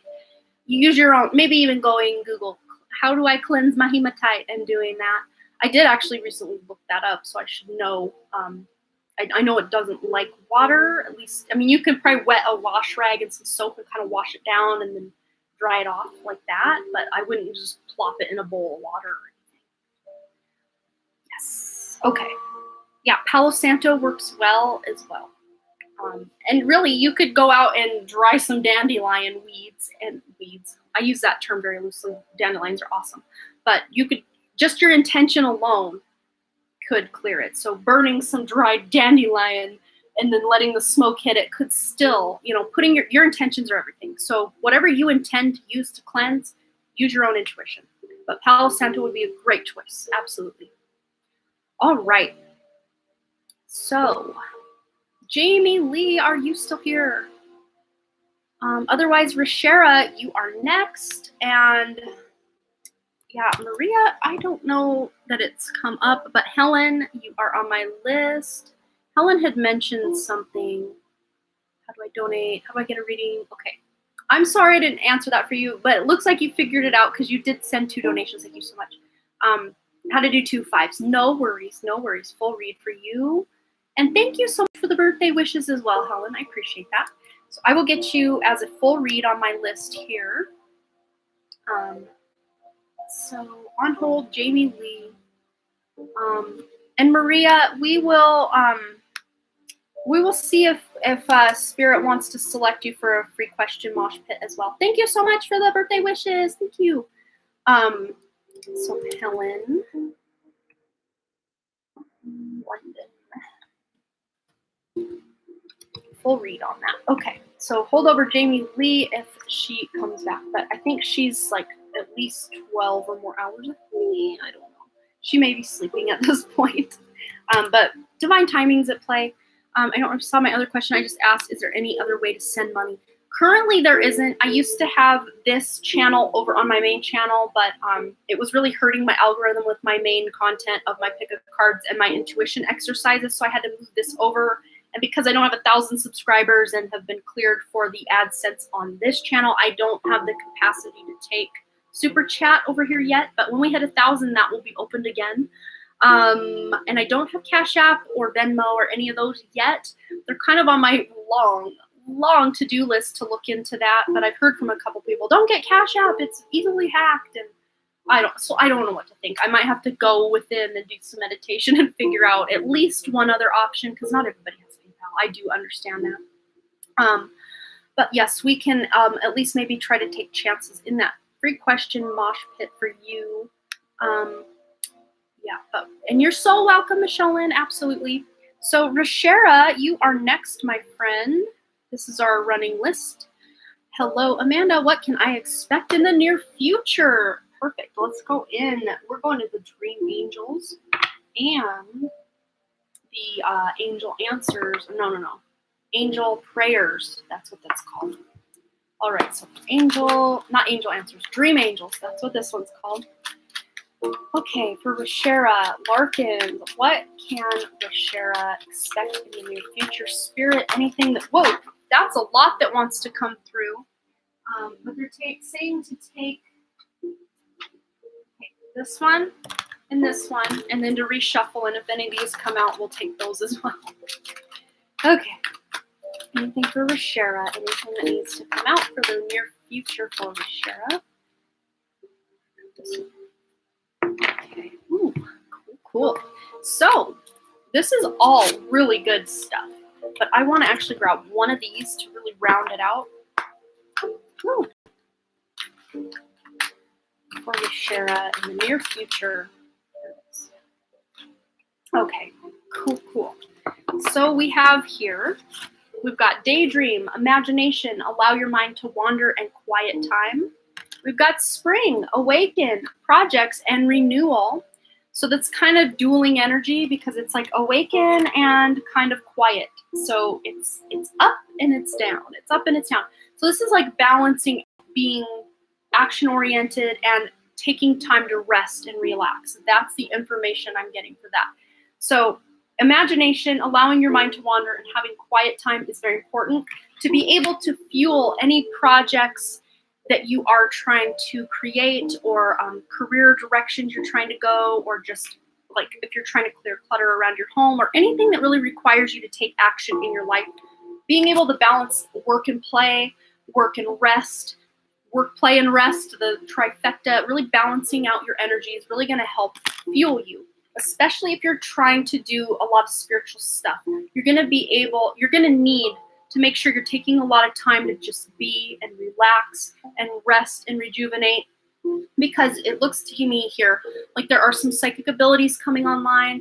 Maybe you're changing your belief systems. Amethyst is a great stone to carry if you're trying to overcome an addiction, drugs, alcohol, sex, coffee, any little addiction, watching too much TV, too much scrolling. You know, we have all got our little vices. Any little addictions or big addictions you're trying to overcome. Amethyst is a great stone to carry, and putting that intention that it will help you overcome any cravings or any just kind of default or behavior patterns, because a lot of times I'll even notice for me, and I'm trying to be very mindful of this, but like I'll pick my phone up because I heard it ding or something. Usually it's a text message from my husband or something. I'll pick it up and I'll read the text message, and then I'll close that out, and I'll see a notification for something else, so I'll click that, and before I know it, I spend a half hour on Facebook or Instagram. I'm like, what am I doing? I should be doing this other thing, and here I've wasted 20 minutes, a half hour, just mindlessly doing something. So like, oh, thank you so much. Yeah, I got a little colorful today. Pulled it up out of my eyes. Good to see you, Dr. Lupo. And my mom said she loved you too, and she loved the hey girl. I love that one. She loved that. She thought it was so funny. But I hope you had fun playing your game today. And are you going live? I kind of let them know earlier that you probably would be. I wasn't sure. We never know what time, because I never know what I'm wrapping up over here. But yes, Rashira, there are some more access to your psychic abilities that are coming online for you. But I think it's kind of balancing out your kind of, like, especially if you're trying to meditate. I don't know if you drink coffee or a lot of caffeine. Certain teas can have a lot of caffeine in them as well. Like a black tea has more caffeine than like a green tea or a decaf kind of tea.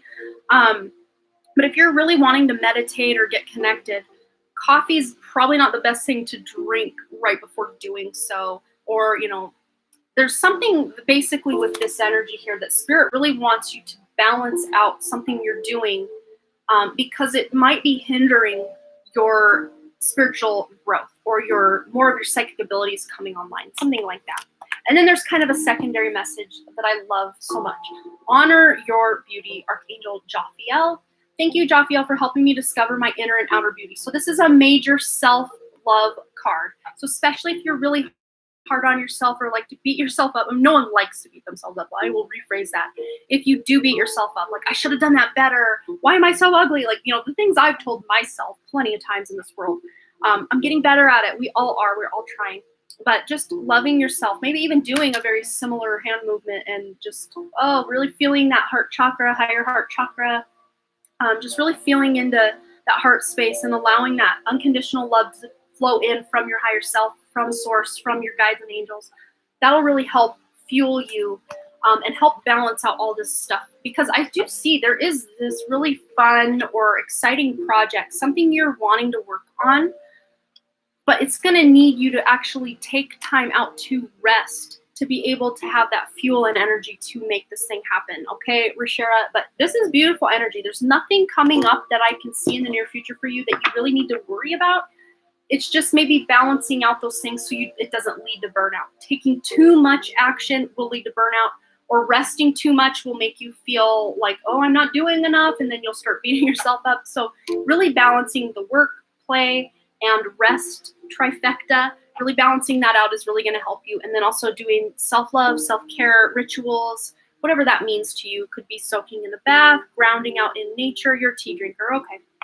And of course, tea can be really beneficial as well. So using your own discretion and intuition on that. will help you a lot. But I hope that message resonated for you. Thanks again for your lovely donation. And Dr. Lupo may or may not be going live. I haven't heard either way. But if he is going live, I look to be toward the end of my donation list here. And I will be able to send my audience over after. Well, we've only got Helen because Jamie Lee disappeared on me again. I think she had to probably go to sleep, though, because I think it's very late where she's at, if I remember correctly.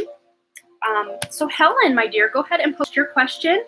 And then Jamie Lee, if you have rejoined us, we will get you back. Otherwise, we will carry that over like we did last time.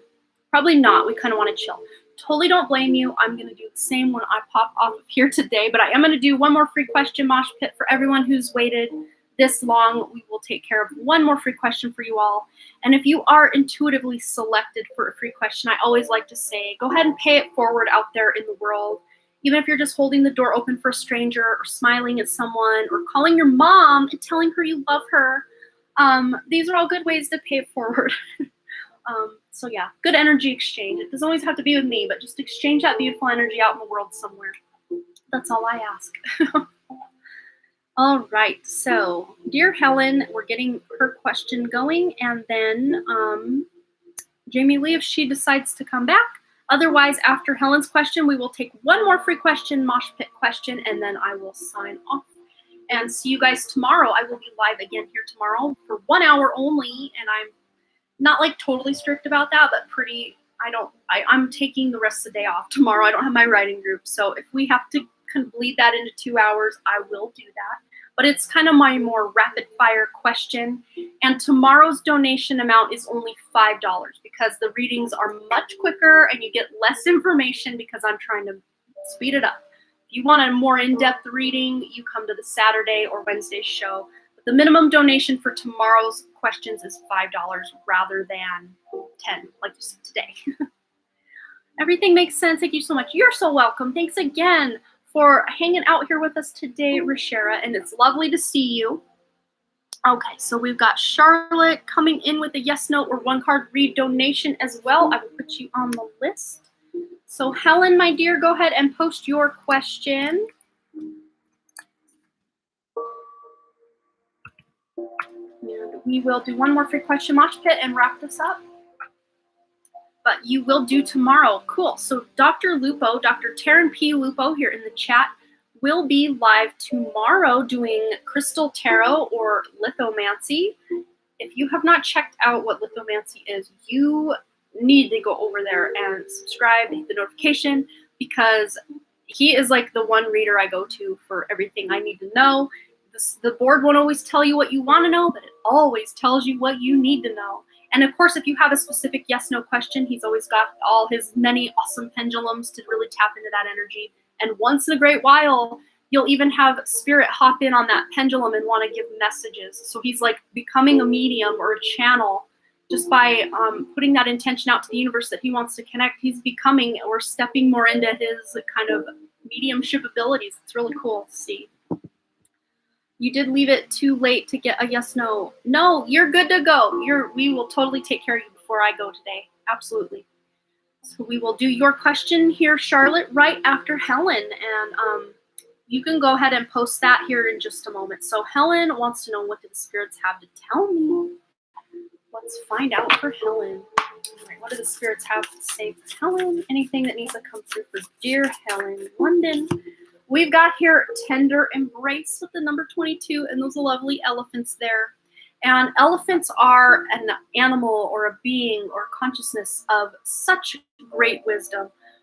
They are the keepers of the sacred information of earth, and then whales are the keepers of that sacred information of the ocean. So this is a very advanced, evolved, empathic being, such gentle energy, yet forceful when they need to be, but very intelligent. Remember, an elephant never forgets. So this might even be reminding you, Helen, that there's someone you need to reach out to in your life, a friend, a family member, a parent, someone in your life that needs your love, needs your energy right now, because they're maybe in a hard place. Not to say you need to come in and save the day and take on their problems, nothing like that, but just you being holding space for them. And I'm getting major chills on my crown. This feels like a feminine energy, possibly a mother, somebody who's close to you, but maybe you just have been busy or they've been busy and you haven't talked to them. It's someone older than you. If it's not, no, that's sticking straight up. That's funny. If it's not your mother, it's someone maybe like an aunt or someone who's like a mother figure to you or, older than you. But they could really use a tender embrace from you or just some love or just to be able to talk to you. You may even hear from this person, man, it was so good to hang out with you. I just missed you. I needed this. Like, I just keep hearing I needed this. Let's see what else for Helen. Anything else for Helen? Spirit. Okay, we've got here luck. Wow, luck is kind of a theme today, guys. So I don't know if this has to do with the current Jupiter transit. Jupiter is now in Aquarius in both Western and Vedic astrology, I do believe. Maybe in Western astrology it's recently gone into Pisces, if it has, or maybe it's about to go into Pisces. But I know in Vedic astrology, Aquarius or Jupiter is now in Aquarius. And Aquarius is a innovative kind of house for Jupiter to be in. So the expansion in technology, expansion in human connection. The internet was probably conceived and then birthed during an Aquarius Jupiter in a transit. Don't quote me on that, but or at least aspecting Aquarius, because that's exactly the vibe that is. Hello, Claudia. Yes, you can still donate. We still have time. I'm just hanging out and wrapping up. The only thing I need to do after this is eat a nice piece of birthday cake. So that's all I need to do the rest of the day, and just soak in a bath and hang out and just kind of take it easy. So I can be here as long as we need to be. But luck. This is Lime, but this is wherever Aquarius is. Helen, if you even follow astrology. Western astrology, I do believe that Jupiter is still in Aquarius, but if someone knows that different, correct me if I'm wrong. But I know for sure in Vedic astrology, it is now in Aquarius. But wherever Aquarius is in your chart is an important place where you're getting a bunch of luck or a major level up or a major upgrade or really good things coming in. Thank you so much, Claudia, for the birthday wishes. Thank you. And also wherever Saturn is in your chart, because Saturn rules the sign of Aquarius. And wherever Saturn's transiting currently, which is in Capricorn in Western or Vedic astrology, and in, I do believe, still Aquarius in Western. See, sometimes when I'm trying to interpret everything between Western and Vedic, I kind of get mixed up. But I think you guys know what I mean. Especially those of you who follow astrology, you can keep up with me a little bit. But I mostly myself personally follow Vedic astrology, but I still try to cater to those who do follow Western. Let's get one more card for Helen. Yeah, it could be your mom. Even if you're on good terms, everything's going good with your mom, maybe there's just some unspoken. Because I know as a mom myself, I know my children are only 10 and 6 now, but as a mom, I don't want to burden them with my own cares and worries, but I can picture myself as an older mom with kids that have left home and not probably coming forthright or right out with my own struggles or worries. So it just might be something that just as the mom, she's not letting you know just because she doesn't want to worry you about her worrying about whatever. Yeah. What else for Helen? We've got here stand your ground.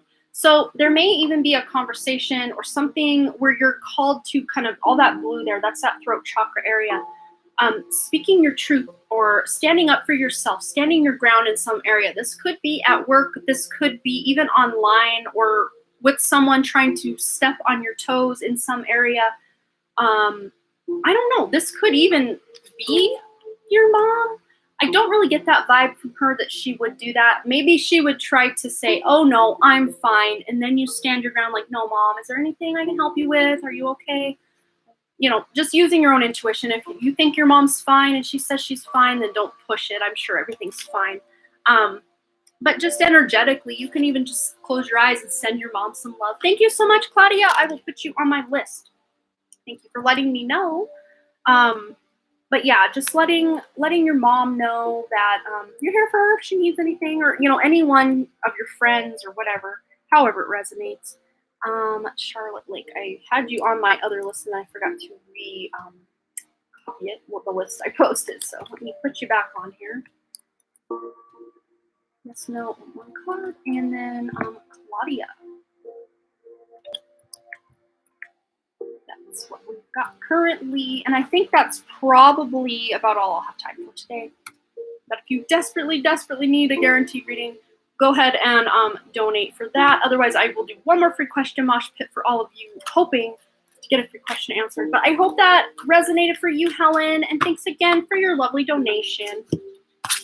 Ooh, it just got real hot all of a sudden. I think that's Archangel Michael stepping in, telling me I need to take one more card for Helen. One more card. What deck, though? Real warm all of a sudden out of nowhere. Okay, we're going to Spellcasters for Helen. You will be the last one. Oh, that's so fun. So cool.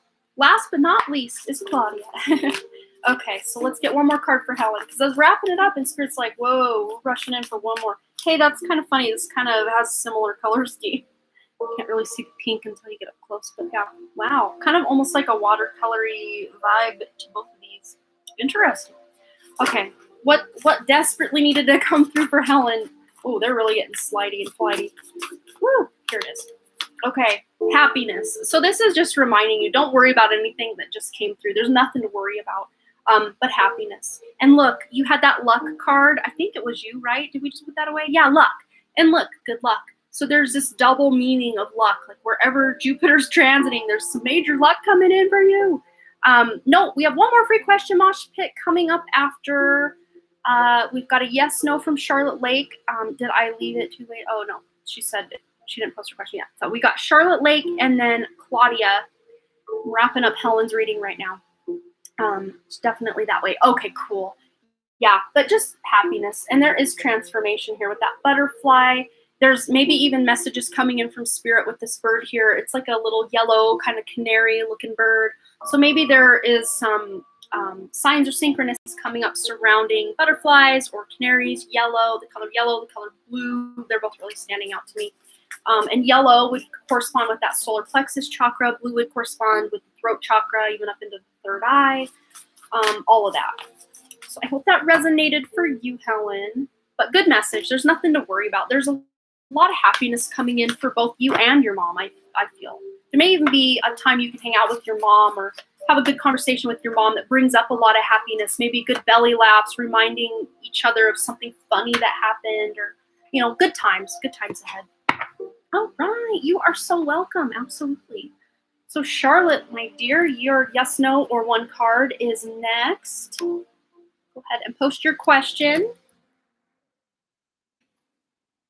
And then Claudia will round us out because I do believe that Jamie Lee is asleep.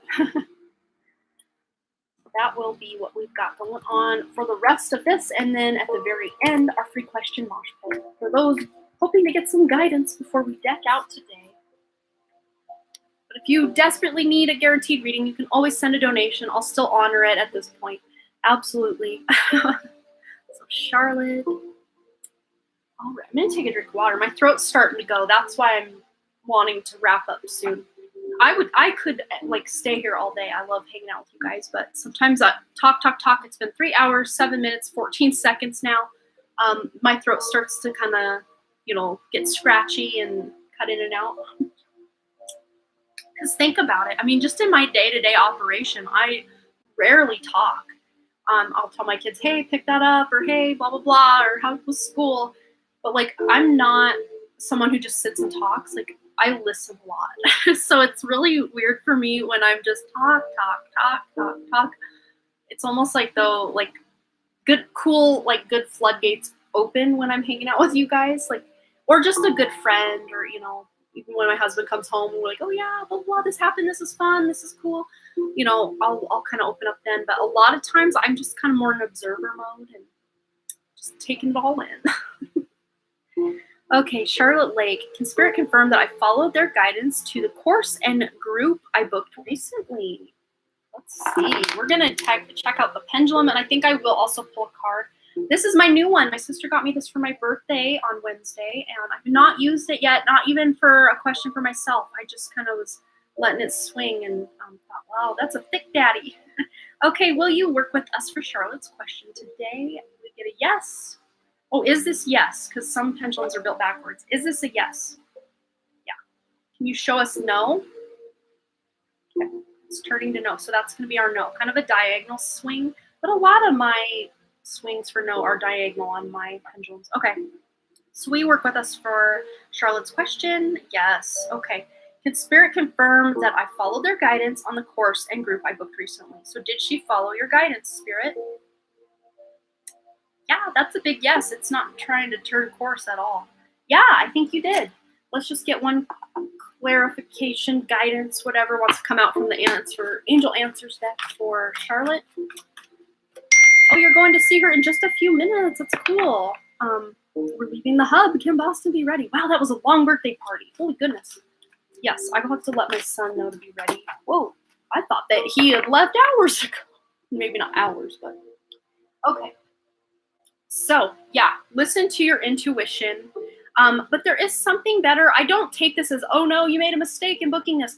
But I feel like there's more guidance on the way, because also we've got yes, and then yes, you got both yeses here. You've got listen to your intuition. So you did listen to your intuition, but I feel like there is something even better than what this is offering to you on the way, maybe as a result of people you're meeting or things you're learning from this course and what's going on here.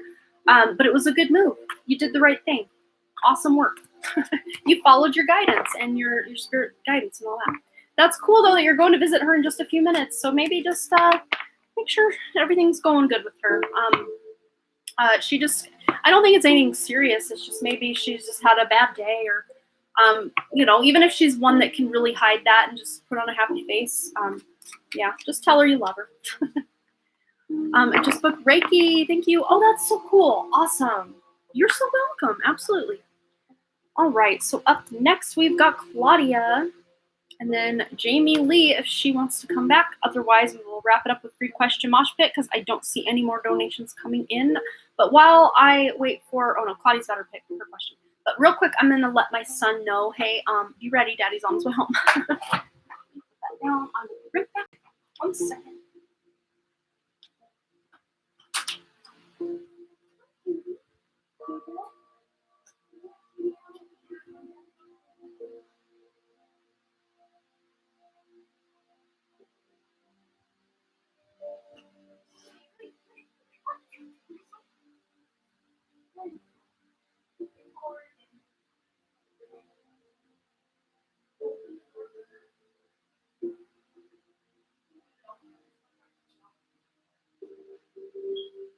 All right.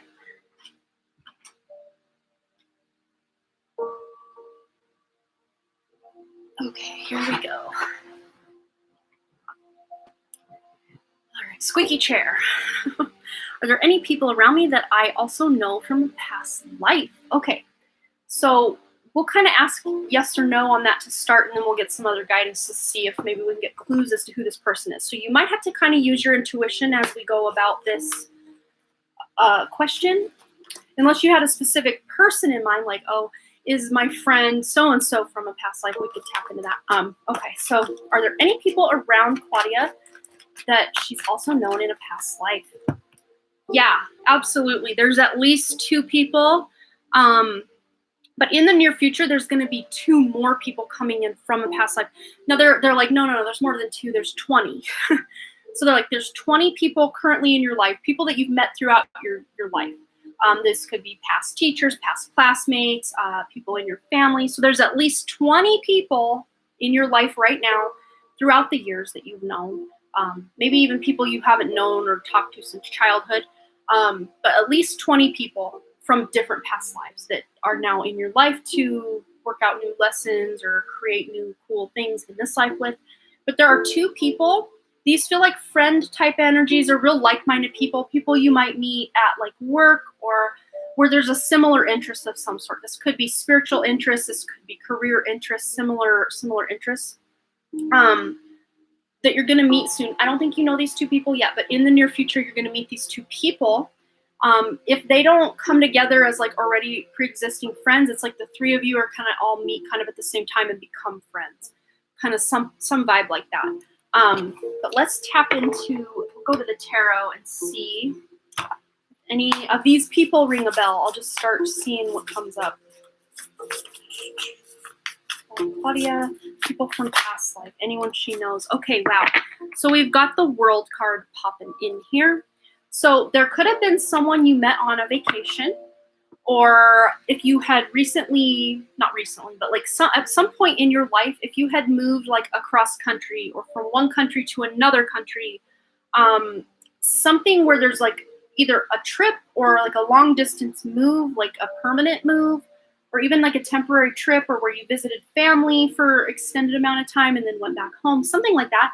You met someone when you did that was from a past life. This could be, okay, so show me almost, again, two people, the number 2 comes up again. You met a person that you met from moving or from going on this extended vacation or whatever it was, that is still in your life today, or that, and not or.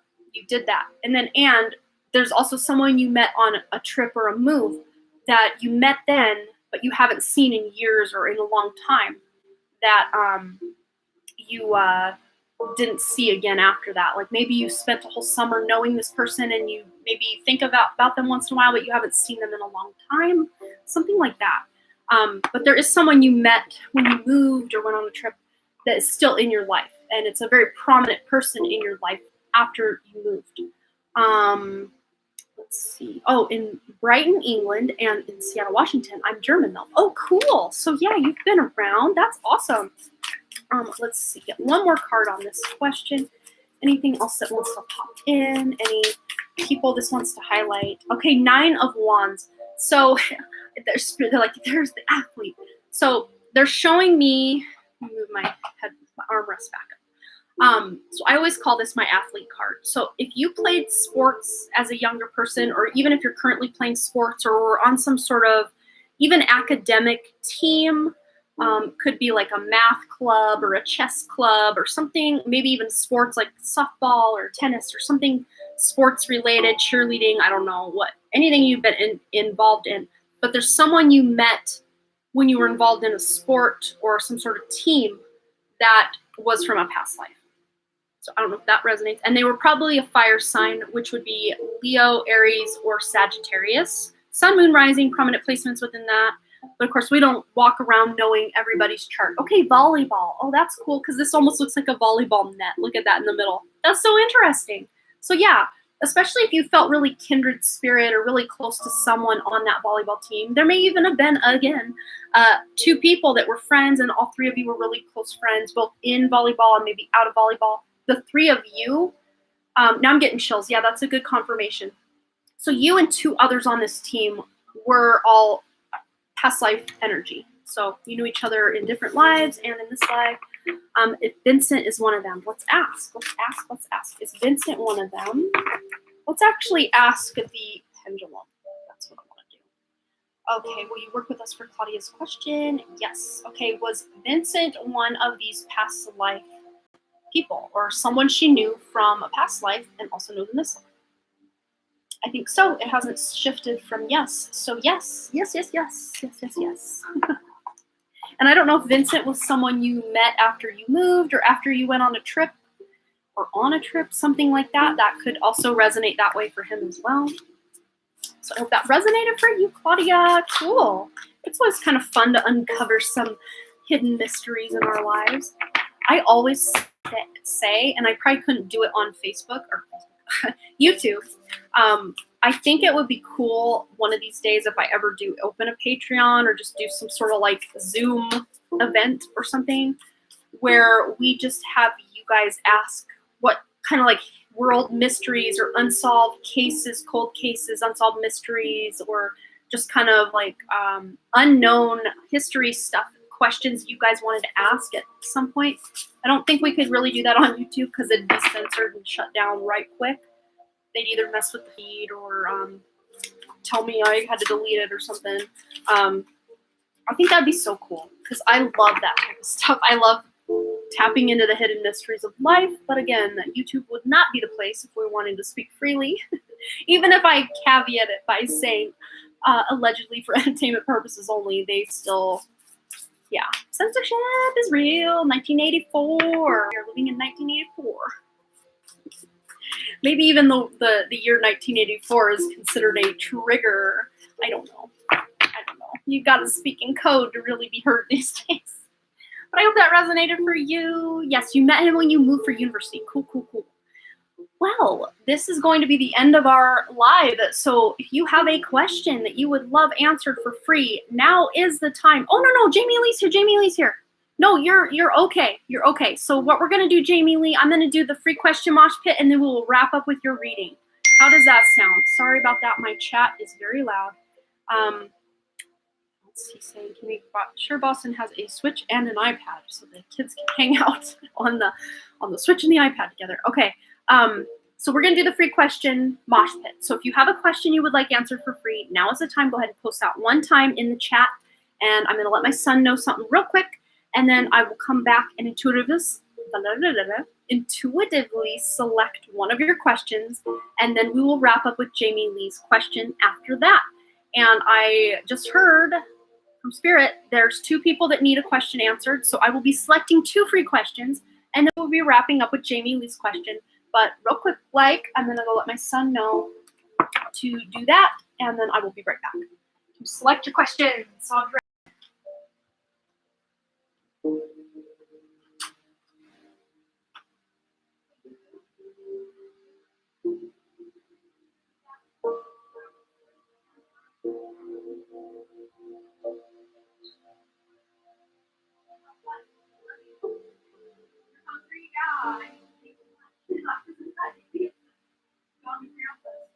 You can make something real quick. Make sure you grab them, okay?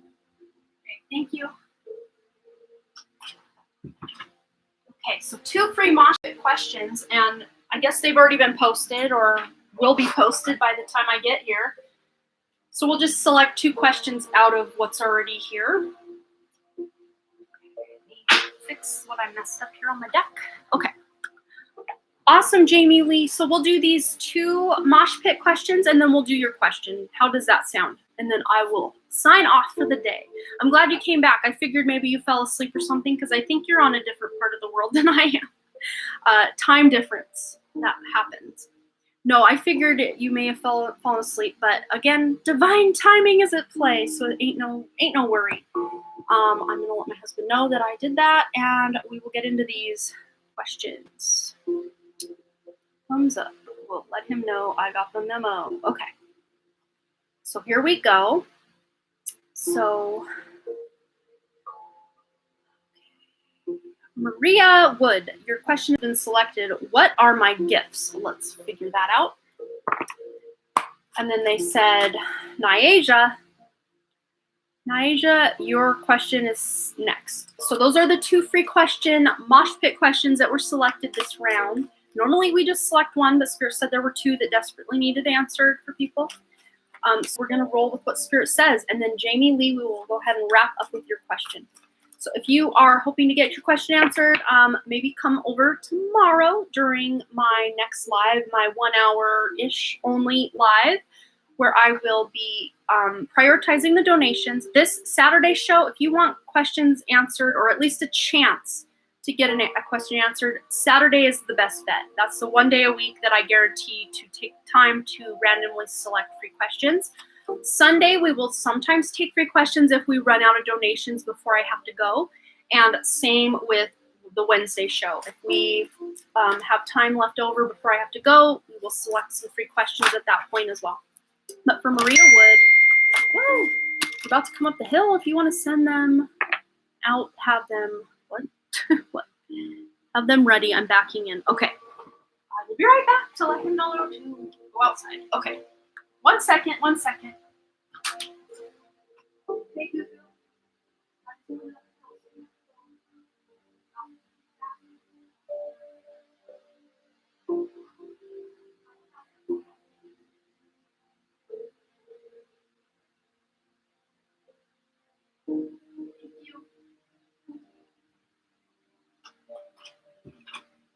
Sorry, guys. Life keeps happening. Okay. So we got 2 cards that wanted to come out for sure. So Maria, we've got here energy healing coming out. So what are your gifts? Energy healing. Your natural energy healing abilities are an important part of your life purpose. So you don't have to become some sort of Reiki practitioner or anything. Oh, I did not see your other question, but this is the one Spirit directed me to. So this is the one we're gonna answer. I hope that's okay. But even if you're not like a Reiki practitioner, just you doing whatever it is you do, you're infusing it. This is excited. You're infusing it with your healing energy. So say you crochet or you make something with your hands, maybe even food. You infuse the food you make with your healing energy. And it's very healing for yourself and for those who consume it. Or if it's like a crochet, maybe if it's a hat, whoever buys the hat, wears the hat, or who you gift the hat to, it has that healing energy infused in it. We also have school here. And I don't take this literally like, oh, your gift is being good at school. I mean, it could be. But to me, this is like you have a gift of being able to learn things without actually having to go to school or to get a degree in something. Like you can go do your own research, use your own intuition, go on Google, go to Skillshare, go to anywhere, YouTube tutorials, and learn a lot more than your average person could learn. So that's another gift that you have. Let's get one more card for Maria. One more card. We also have here strength. Everything you've experienced in your life has made you strong and courageous. And just now I am seeing your other question, which they just directed me to. So the emotional wounds you have from the past, they have made you who you are. So it's almost like you had to go through those struggles, through the craziness of what has transpired, the traumas, the wounds. It has had to happen so that it could bring you to the point where you're at now in your life. It has made you strong and courageous. So it's that solar plexus area. So maybe even if you do get a lot of digestive issues or stomach aches or something like that, this is kind of where that trauma sits in your body energetically. Like that's where I'm feeling it most. Even if you just get weird like spasms or feelings, like even gut feelings or instinct about something, to avoid or something to go for. But everything you've been through, the emotional wounds from your past that still affect you, it's put you where you are. It's all been by design. Your soul wanted to experience. I know and that sounds so like masochistic. A lot of us like, why would I sign up to be raped? Why would I sign up to be murdered? Why would I sign up to be abused in whatever way? We all, get abused in some way or another throughout our life. We're thinking on that like more like logical, like why would I sign up to have this happen? It's like we could live a perfect life of happiness and harmony on the other side. So it's like we incarnate here to learn things, experience things, even bad things. So these things that have happened to you in the past, they don't have to hold you back because they did bring you to where you are now. If you feel like at this point in your life they are kind of holding you back or affecting you in a negative way that you're ready to move on from, the way to heal anything, this is just the basic way to heal anything, is to allow yourself to feel it. Especially those days that you keep thinking about your childhood or a specific person in your life that hasn't been in your life for a long time. The fact that this person keeps coming into your awareness, or maybe you keep hearing this person's name in TV shows, or maybe a friend of yours brings this person up from random. But like usually if it's 2 or more times you hear this thing or your intuition, yeah, she is a tarot reader, yes. You are right on the money there, Muskin Brar, if that's how you say your name. But yes, when these things come into your awareness, this is the reason these things do come up from the past, is so you can feel them. This is how you heal them. Listening, you got to feel it to heal it, to deal with it, to release it. I always say this here on my channel, but you got to allow yourself to feel it. You don't have to like dive into it, put your hooks in it, and try to dissect every little action that, say, for example, if it's a father figure that did you wrong, you don't have to dive in and like, why did he do this to me? How could he do this to me? Whatever it is. You don't have to dive in and examine every little nuance to it. You just have to feel what it makes you feel in that moment. Feel it, and then you can use your breath as kind of a picture to visualize white light healing energy coming in and then black smoke coming out. I mean, again, visualizing this, it's not actually happening. Energetically it is, but maybe not with your eyes.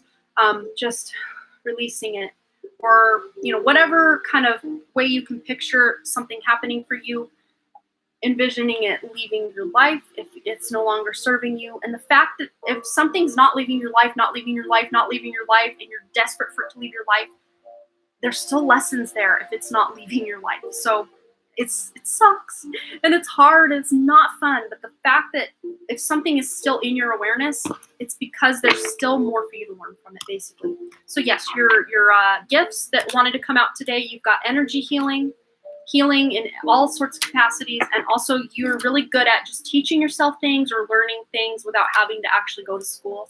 Although you may have done really well in school, you don't really need to go back to school to learn all the things you need to learn. So those are your gifts. That's kind of what's coming through for you, Maria. I hope that resonated for you. All right, Nyasia. Okay, let's go scroll back up. So free question. I had a dream last night that I was jumping from planet to planet last night. There were numbers in my dream as well, and they kept adding up. Is there a meaning behind that? That is so interesting because I had a very similar dream last night, and I just saw your block of text. I didn't actually read any of that when Spirit's like, Nyasia needs her question answered, and now I know why, because I had a very similar dream. I wasn't jumping planet to planet, but it was like I was shifting from one thing to another. And what Spirit, interesting. Okay, my husband's like being a comedian on text. Okay, so you're so welcome, Maria. Absolutely. Well, yeah, I mean, healing is a psychic ability or a spiritual ability. You probably do have other gifts. It's just that's kind of what you probably already know intuitively what that is, Maria. So they probably didn't want to rehash what you already know. So if you feel you're clairvoyant, you're probably clairvoyant. If you feel you're clairaudient or clairsentient or claircognizant, or, you know, have a really awakened third eye, you know, whatever you feel intuitively, you probably already know that information. So they kind of maybe gave you something you didn't know already.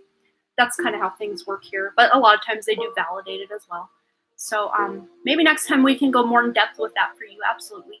But yeah, I was kind of like shifting, and the information I got for myself on that was shifting of timelines. And I know that Michelle Lynn, who's here a lot, she shifts timeline, had a recent timeline hop. Like, she didn't even shift timelines, but recently I tapped into that she had a whole timeline. She hopped from one timeline to another, and you were like going, like hopping from planet to planet. To me, that's almost like, okay, now they're showing me also another kind of interpretation for you that's very specific to you as well. But as far as the hopping from one thing to another, to me, that's like you're condensing timelines to your most optimum timeline, the most high, like higher consciousness timeline, the best timeline for your highest good, all the things. Like you're leveling up, so to speak. So that's good. And then the fact that the planets were involved for you, which they were not for me. The fact that the planets were involved for you, I don't even think I need cards for you. This is like coming on in.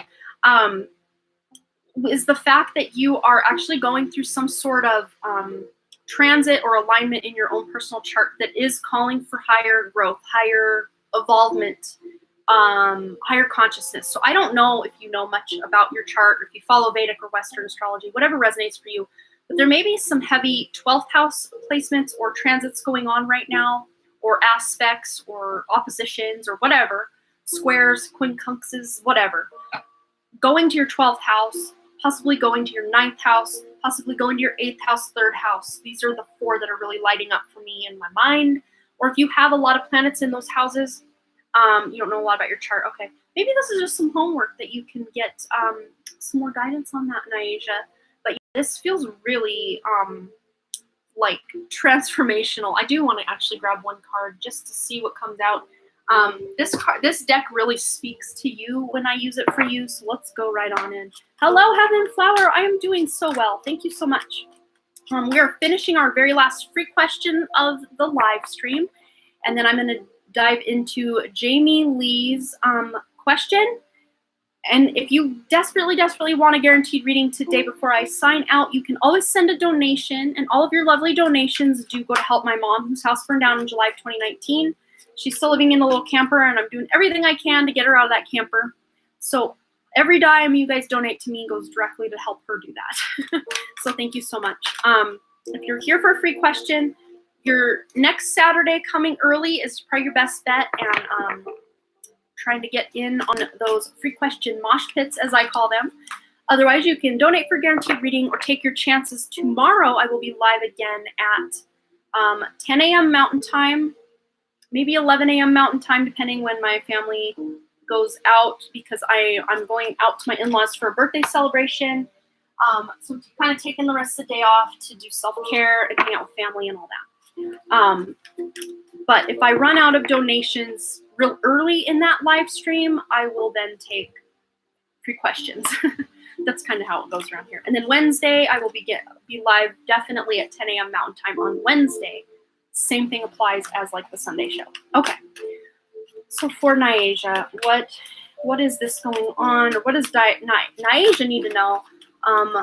One was a very dry planet, kind of rough.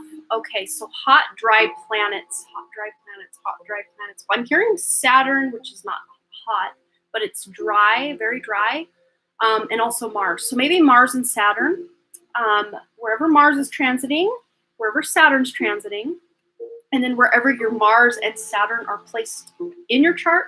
I know for me, my Mars and Saturn are both placed together in the 12th house, which is very interesting. That really does line up with what I was saying for you. So maybe there's a message in this for me as well. Very cool. Well, let's find out anything else Nyasia needs to know about this dream, or what it was trying to tell her, or these very dry planets. Okay.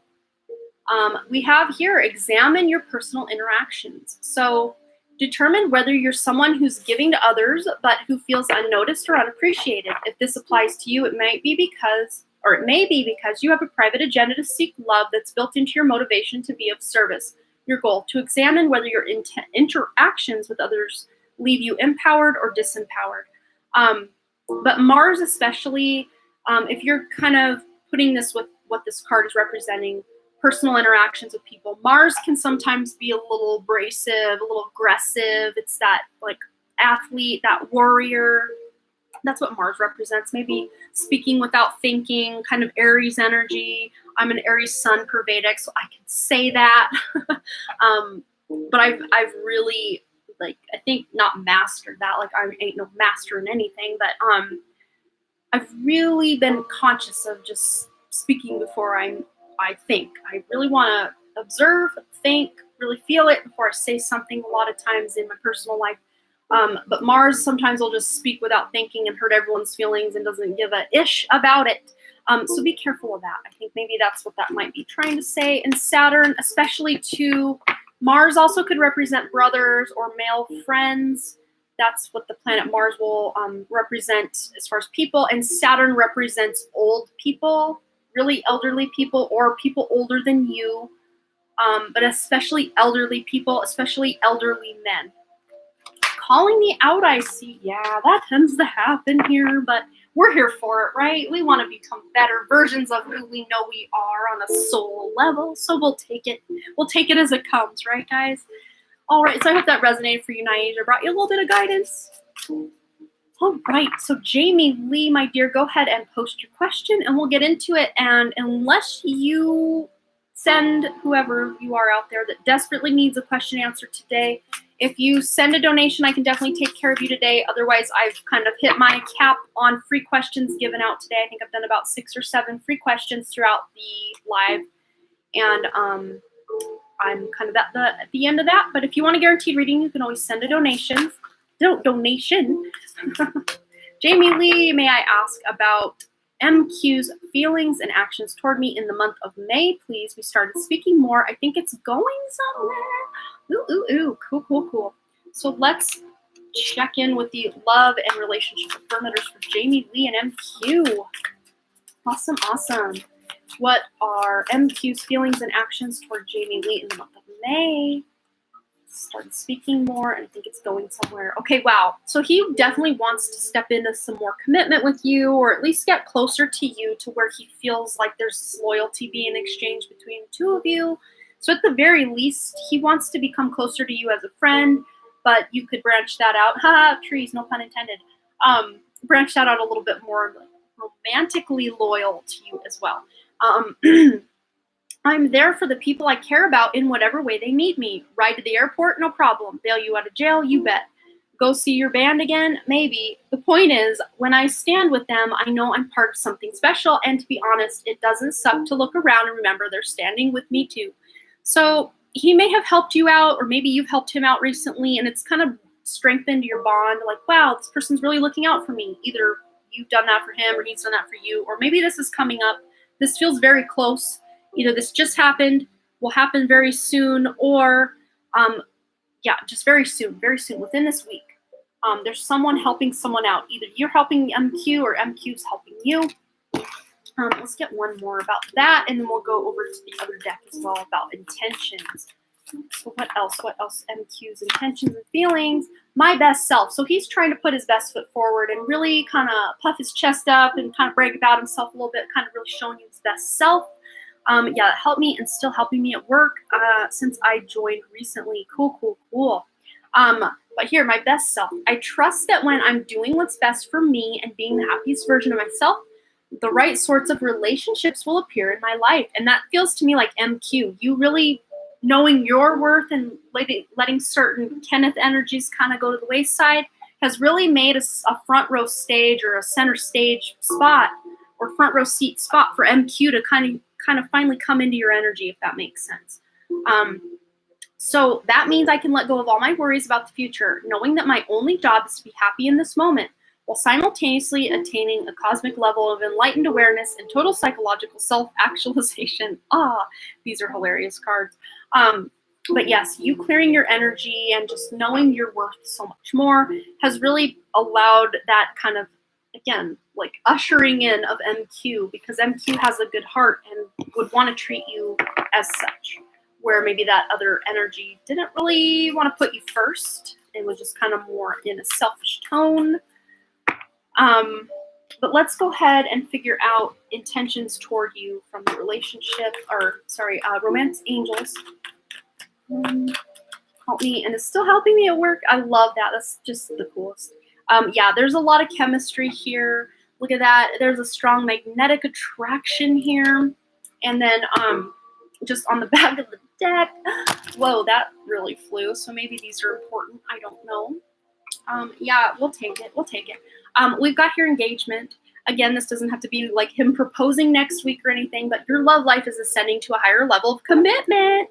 Loyalty, what I said about that commitment and that loyalty card. So he wants this to be more than just a, I like you, you like me. It's like he wants to say, oh, we're at least seeing each other, or we're boyfriend, girlfriend, or whatever. I'm finally letting go of Ken and moving on. You got it. You've got this. But stay optimistic about your love life, because positive thinking and faith will bring you romance. And again, when this card comes out, I always like to say that's spirit wanting to offer you unconditional love. Also here, and this is tied together. So do you work with MQ? Remind me on that, because finances and career. So this is like someone you work with, or someone who's at your work, or you're at their work a lot. Remind me just for sure. If he's helping you at work, I'd assume he's at work, or he works with you, one of the two. But financial issues are a factor in your love life, which, it's a factor because you maybe work together, and that's why you are together a lot, because you work together, and you're earning money as you're hanging out. It's cool. Yes, colleagues. Awesome. And then healing family issues. So this to me is a mirror effect. So he's healing family issues, you're healing family issues, and this just kind of ties into that whole self-love, self-care, self-growth, because we all, even if we grow up in near perfect families, again, there is no such thing as a perfect family. Even near perfect has a little bit of trauma hidden in the woven parts of the tapestry of the family, and in the branches of the family tree, remember? So your love life benefits as you forgive your parents, or just kind of work through those childhood traumas, wounds, love that inner child. These are all ways to really strengthen your bond with someone else. Because again, you are one half of every relationship you are in, especially in your love relationship. you're one half of that dynamic. So making that half of the relationship the best you can is the best advice. But things look to be ascending to another level, a new higher level of commitment. There's a lot of chemistry, flirting, magnetic attraction between the two of you. So it feels good. And that is his intention. That's what we tapped into. That's what he wants. That's what he wants from you, is a higher level of commitment. So if that resonated for you, Jamie Lee, thank you so much for coming in, everybody. I am at now almost 4 hours live, and I'm getting a little tired, a little run down. Need to go drink more water, have a piece of my birthday cake, just go hang out and take the rest of the night off and chill. Maybe go get in my salt bath, self-care vibes. That's what I'm going to do. But I will be live again tomorrow, you guys, at 10, no, maybe even 11 a.m. Mountain Time, between 10 and noon Mountain Time. If my family's still here by the time I want to go live. I like to go live when I know they're not here, so I'm not worried about, oh, do you have your shoes on? Oh, do you need this? Mom mode. But I will be live also again Wednesday on this channel. But in the meantime, if you guys had a question you wanted answered today that I didn't get to, you can actually check the description box below for my main channel. I've got almost 12,000 subscribers over there. It's climbing toward that 12K mark. I've got hundreds of pick a card readings and a playlist of intuition exercises. There's 27 videos in that playlist over on my main channel. First thing linked in the description. If you have a love question, there's a pick a card for love. If you have a soul purpose or a life purpose question, there's pick cards for that. If you have what will happen this week question, pick cards for that. Guidance from spirit, higher self. I think the higher self was the most recent one I posted. So if you want to get some insight, go over to my main channel, and the link for that is the first thing in the description if you want to do that. Or if you want to test your intuition, those are fun little practice exercises you can do over on my main channel. Once again, there's a whole playlist. And I will, again, be posting a new pick a card reading. I can't remember what it is because it's been a while since I filmed it, but it will be going live on Monday morning, 10 a.m. Mountain Time over on my main channel. Once again, link for that is in the description. I love you guys. I hope you had a beautiful day, and I will check you later. But thanks again so much for all your likes, comments, shares, subscribes, and all the things. And I really, truly do hope to see you right here back at the Done Creative live, and also over on my main channel, the Done Creative. All right, you guys, bye. Thank you so much, Jamie Lee. I will have a good rest. Thank you so much. Have a beautiful, blessed day, everybody. Bye.